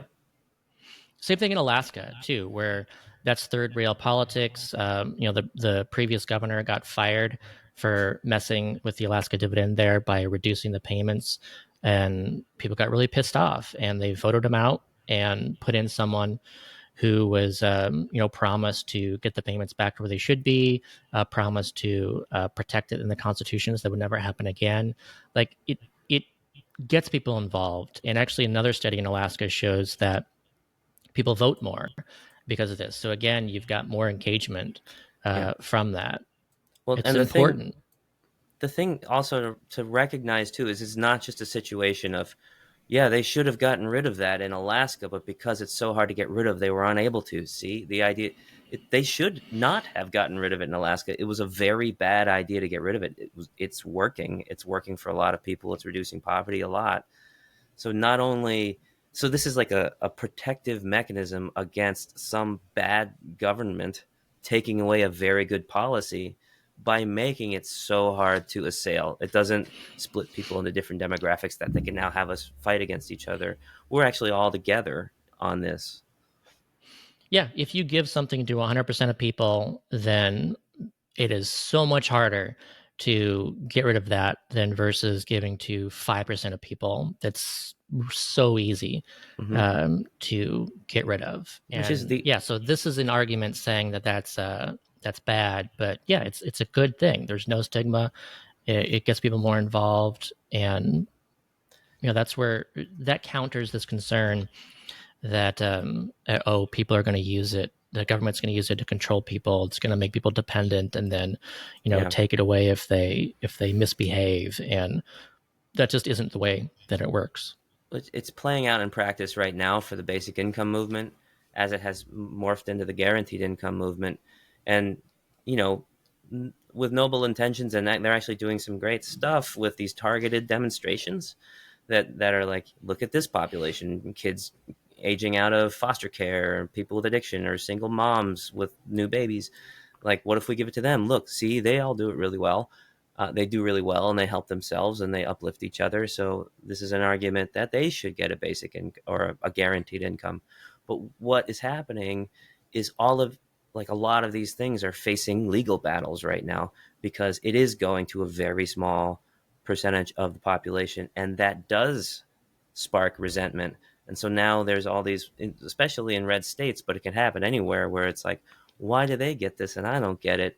And they're shutting down these programs and these pilots on the basis that you can't spend government dollars so targeted and so preferentially, which is another reason why getting Comingle up and running and allowing us to come in and, one, have a universalist program that anyone can be part of, but two, have it not funded by government dollars, so that, you know, we can do it whether or not anyone has an issue with it. You know, it's kind of like a libertarian project, like a progressive libertarian pragmatist project. It's also a universal law that government programs expand, taking on a life of their own. Maybe $1,000 a month will be good enough to start, but how long before it's not enough? Do we have examples where UBI has been tried? The answer is yes. Not in its $1,000 a month form, but in more limited ways. Finland tried a UBI program from January 2017 until December 2018 and then gave up. 2,000 unemployed Finns got a monthly payment of $640. There were no employment gains above the expected rate, but many participants said they felt... Just share your article about this really one. Funny. Just, yeah. No employment gains above the expected rate. Like, before the experiment happened, I'm sure PragerU said something, or at least people who love PragerU said something like, people will work less. And then the result of the pilot was that employment actually increased. And now they're saying that, you know, usually they say that employment didn't increase, and this is no employment gains above the expected rate, which is like, what? So they expected 10% increase in employment, and then because employment only increased by like 2%, you know, then that was a failure. Like, you know, it's just funny that's what their response to this is. There's also a zillion details where you were the only person I really saw to write a good article on this. It was just sharing the comments, where there's so many problems with this. First of all, they didn't re-up it, but they finished the pilot. They actually did it more like welfare, where people were still connected to these programs where they'd get punished if they took work. There were so many problems with the way it was set up, and it still worked in a lot of ways, despite not actually being justifiable as like a real UBI. Yeah, and then the other thing that they said too before we go on was that it's never enough. You know, I hear that argument a lot too. And so again, Alaska has had a UBI since 1982. At any point, they could have decided, all right, let's increase this by finding other sources of revenue other than oil to enlarge the sovereign wealth fund at a greater rate, faster, and increase the payments. And they've never done that. But also, I want that impact too. You know, I want people to say, you know what, $500 per month is working great. I think we can do more. Let's actually do $1,000 per month instead. And after they do that, let's do $1,500 per month. And at some point, it is going to reach a point where it's going to be really hard for a majority of the population to support a larger amount. And if we can find that amount, great. Yeah, there's a natural equilibrium. That's why on the calculator, I didn't let any of the policies go back in 2018 go over like $1,500 a month, because there is a place where it doesn't make sense. And so some of this hyperbolic stuff he's saying about it'll always be more, it'll never be enough. You know, we see that all the time where people are just like, why not make it $1 million a week? Wouldn't that be great? Or it's like, you're not being serious. We are being serious. We actually did, like they'll say, well, that Econ 101, jackass, or whatever. It's like, actually, we spent a lot of time on the economics of this and had it, with PhDs and stuff like that. So, yeah, there is a limit to how big it should be, and there's a way to find it. It can start small and grow to it, but there's real math behind this and real economics, and there's a new equilibrium that we should strive to find that makes the most sense for the most people. And also, there's a physical limit too, in that you're not going to exceed 100% of GDP per capita, because that's all the money. You can't have any money for employment. You can't have any money for any programs, anything at all aside from the basic income. Right. It would just be splitting the amount of money per person. That's like kind of your more communist scenario, is that the only money anyone is getting is the basic income.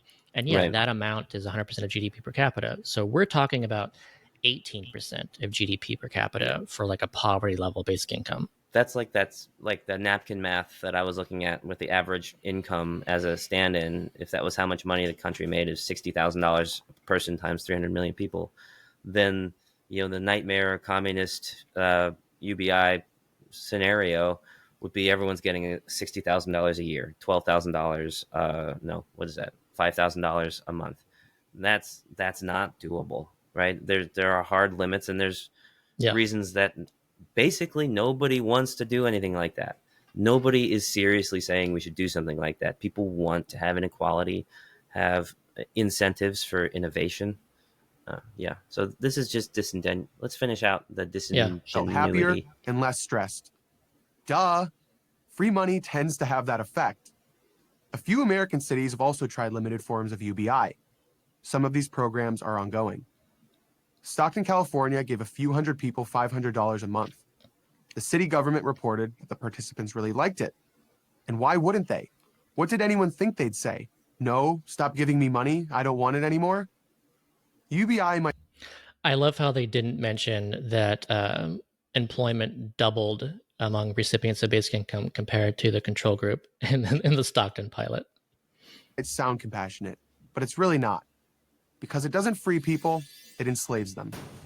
To the government. I'm Aldo Buttazzoni for Prager University. All right, we made it through. Not a fan. Oh my God. I wonder how much he actually believes of it. I think, to me, there's a lot of people who actually believe that stuff because they don't, they're just not thinking very deeply about it, and they're not understanding UBI, and it's just like gut reactions and buzzwords and things like that. And I kind of read him in that category. But there's also a lot of people that, like, whoever wrote the script, I think to a large degree are just lying to their audience. They're just lying, and they don't give a shit.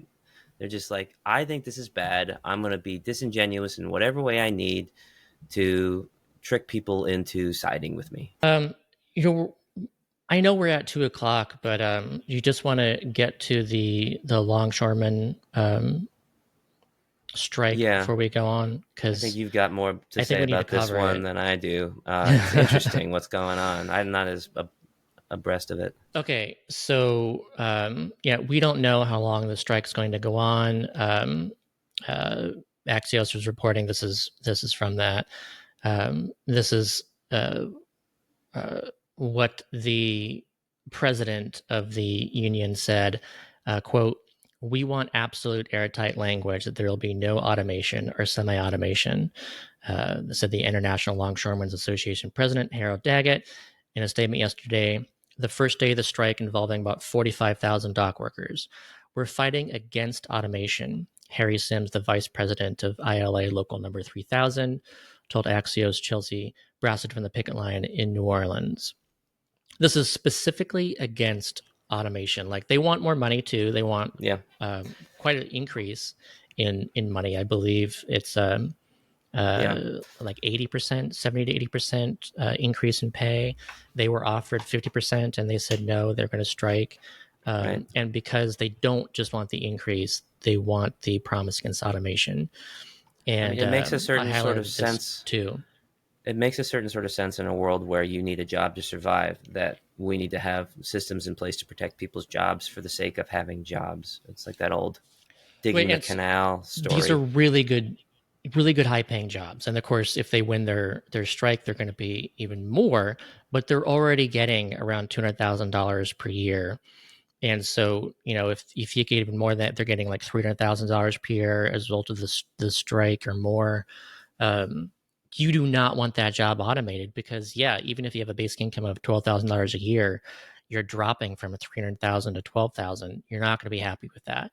So, I do think that we need to make sure that there are provisions in place such that, yes, we have a basic income, but also let's make it easier for people who are automated out of their jobs. Let's make like education and reskilling really cheap or free.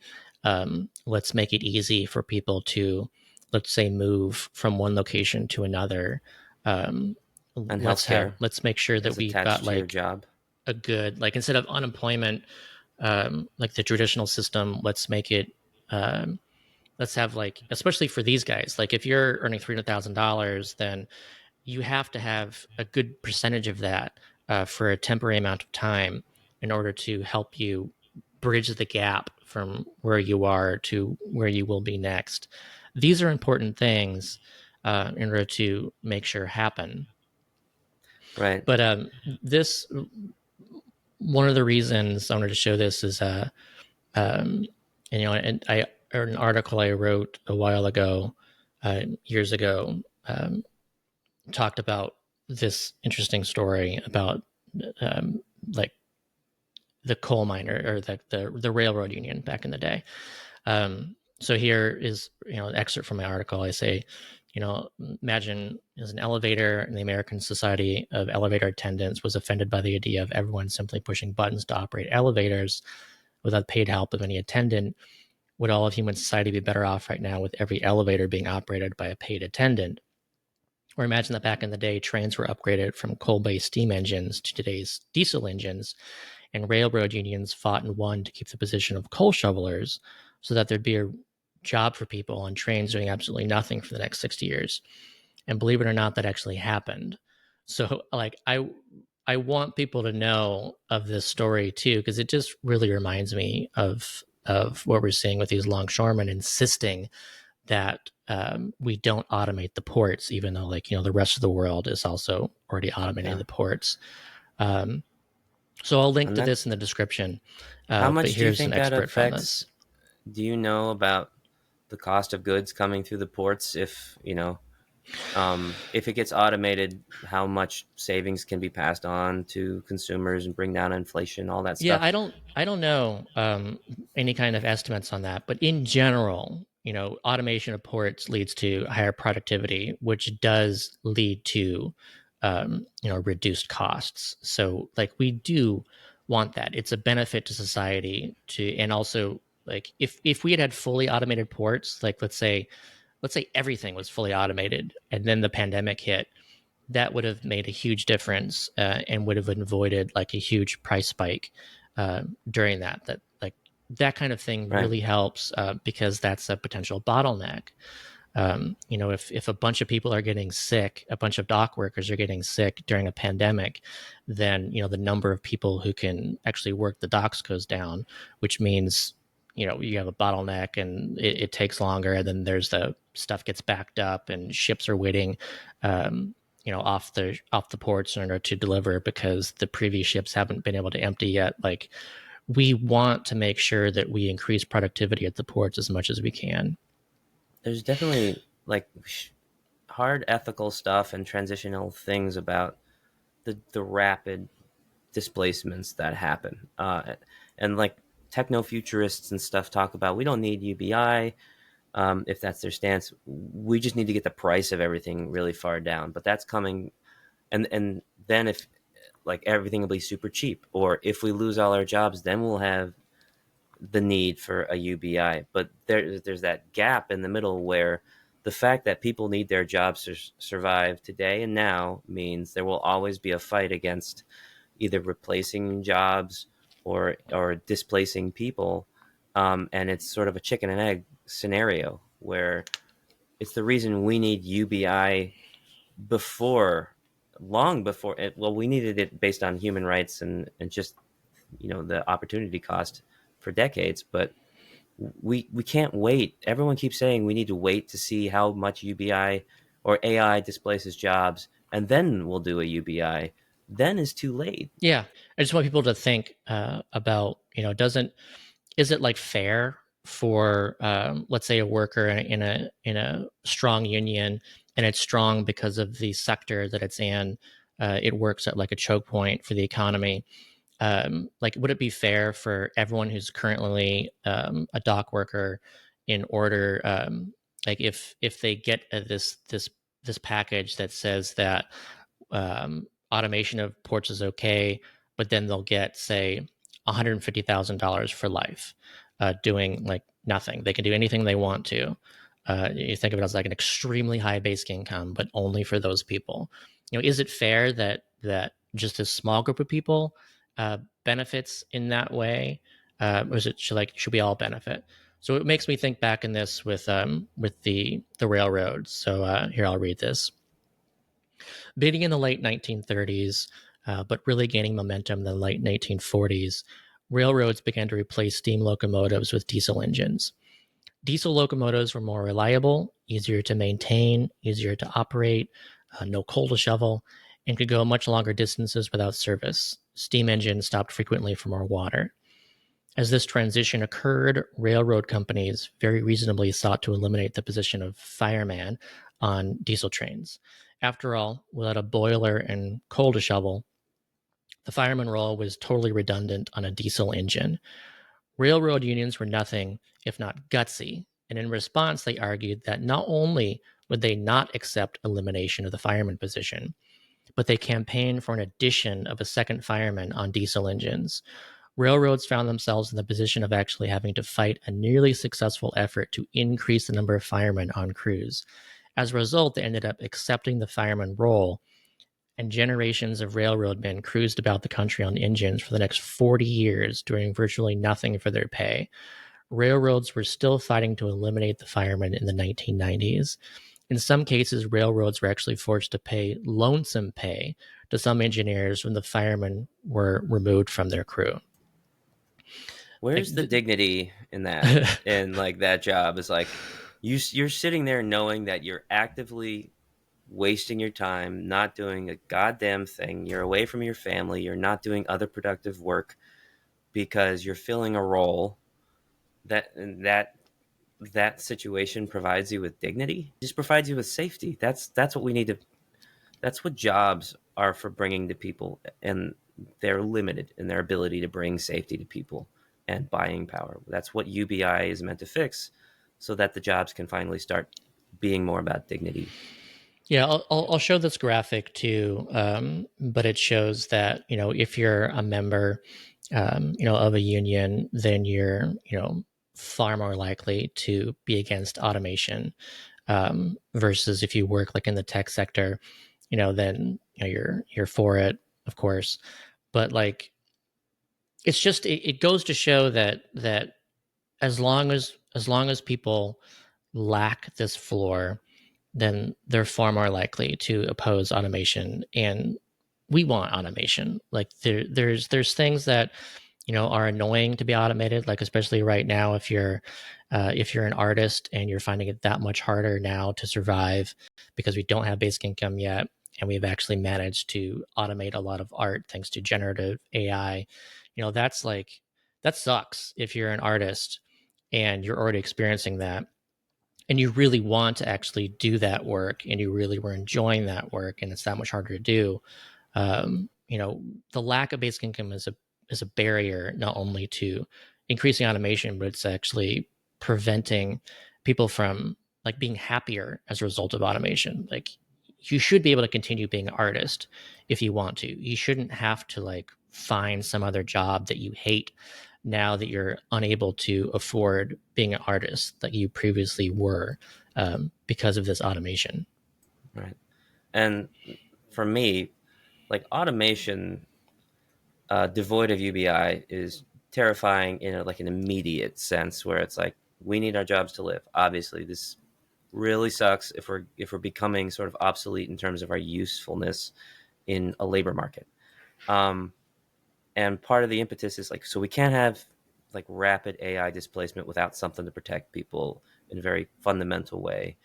There's a level of automation AI, especially that is terrifying at a sort of an existential, like philosophical level too, which is everybody's primary need in life is to have purpose. That's the thing that drives us.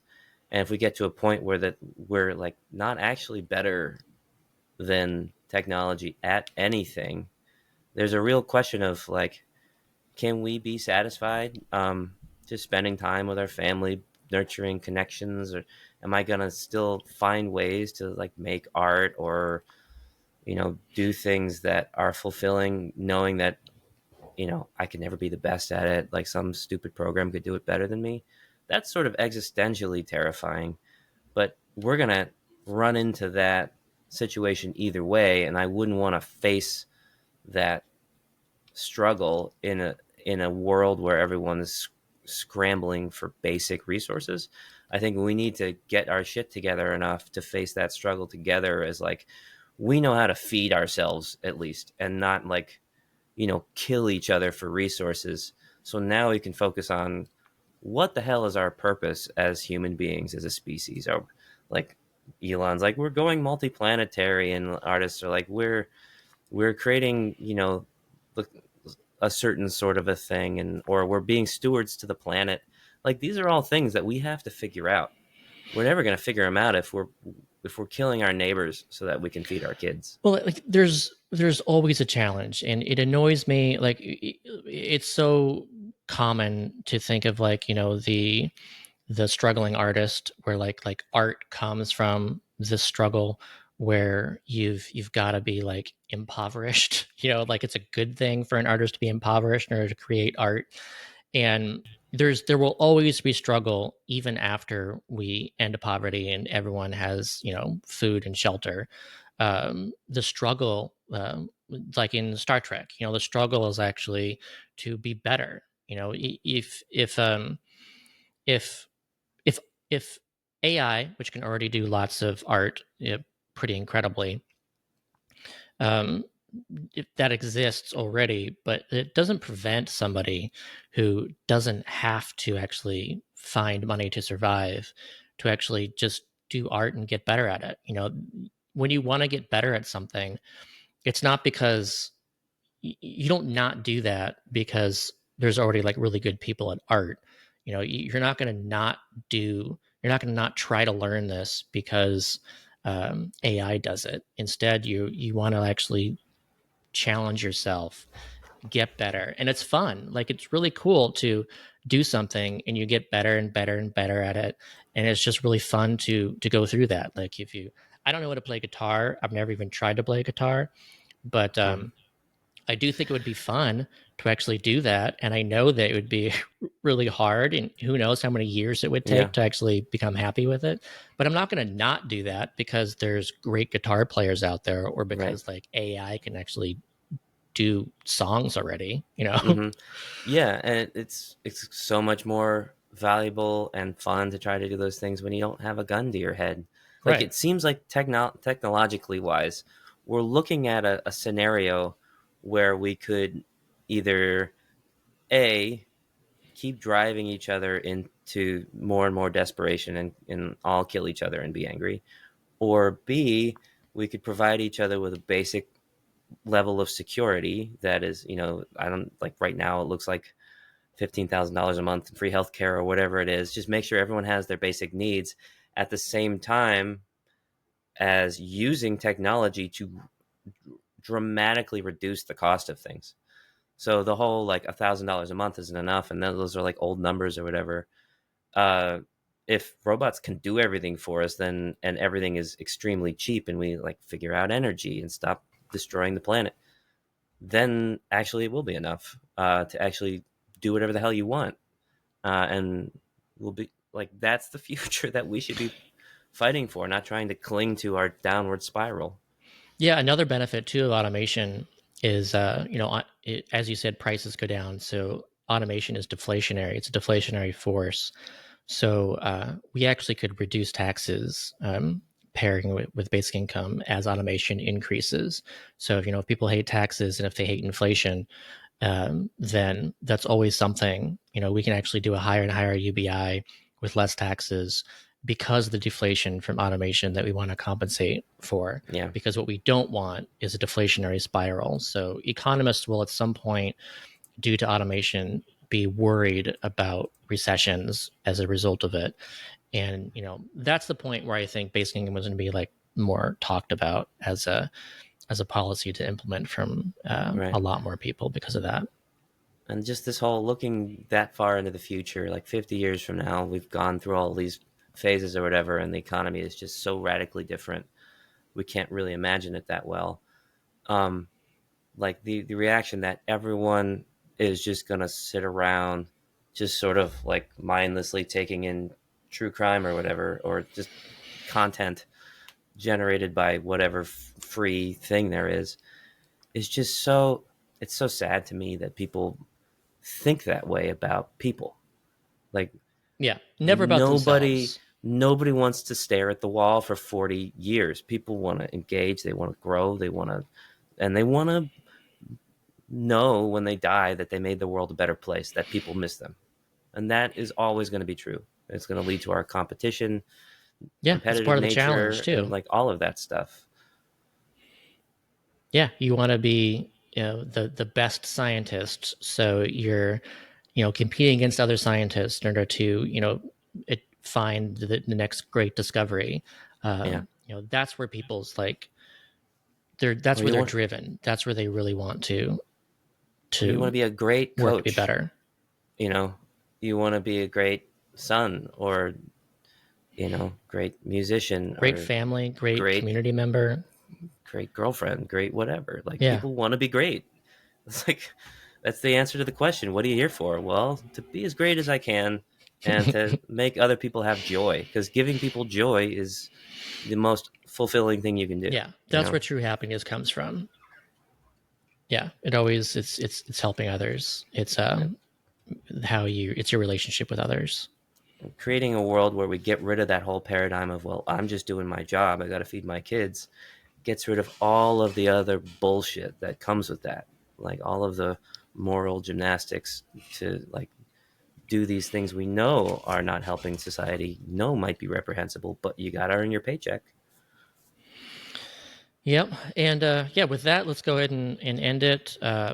I thank you everyone who ends up watching this on YouTube, and please like and subscribe to the channel. Check out the descriptions for a lot of other links and how to follow us in a lot of other places. And we will hopefully see you next time on Wednesdays at 12 p.m. Eastern is when we usually do these. Right. Thank you, everybody. All right. Thanks.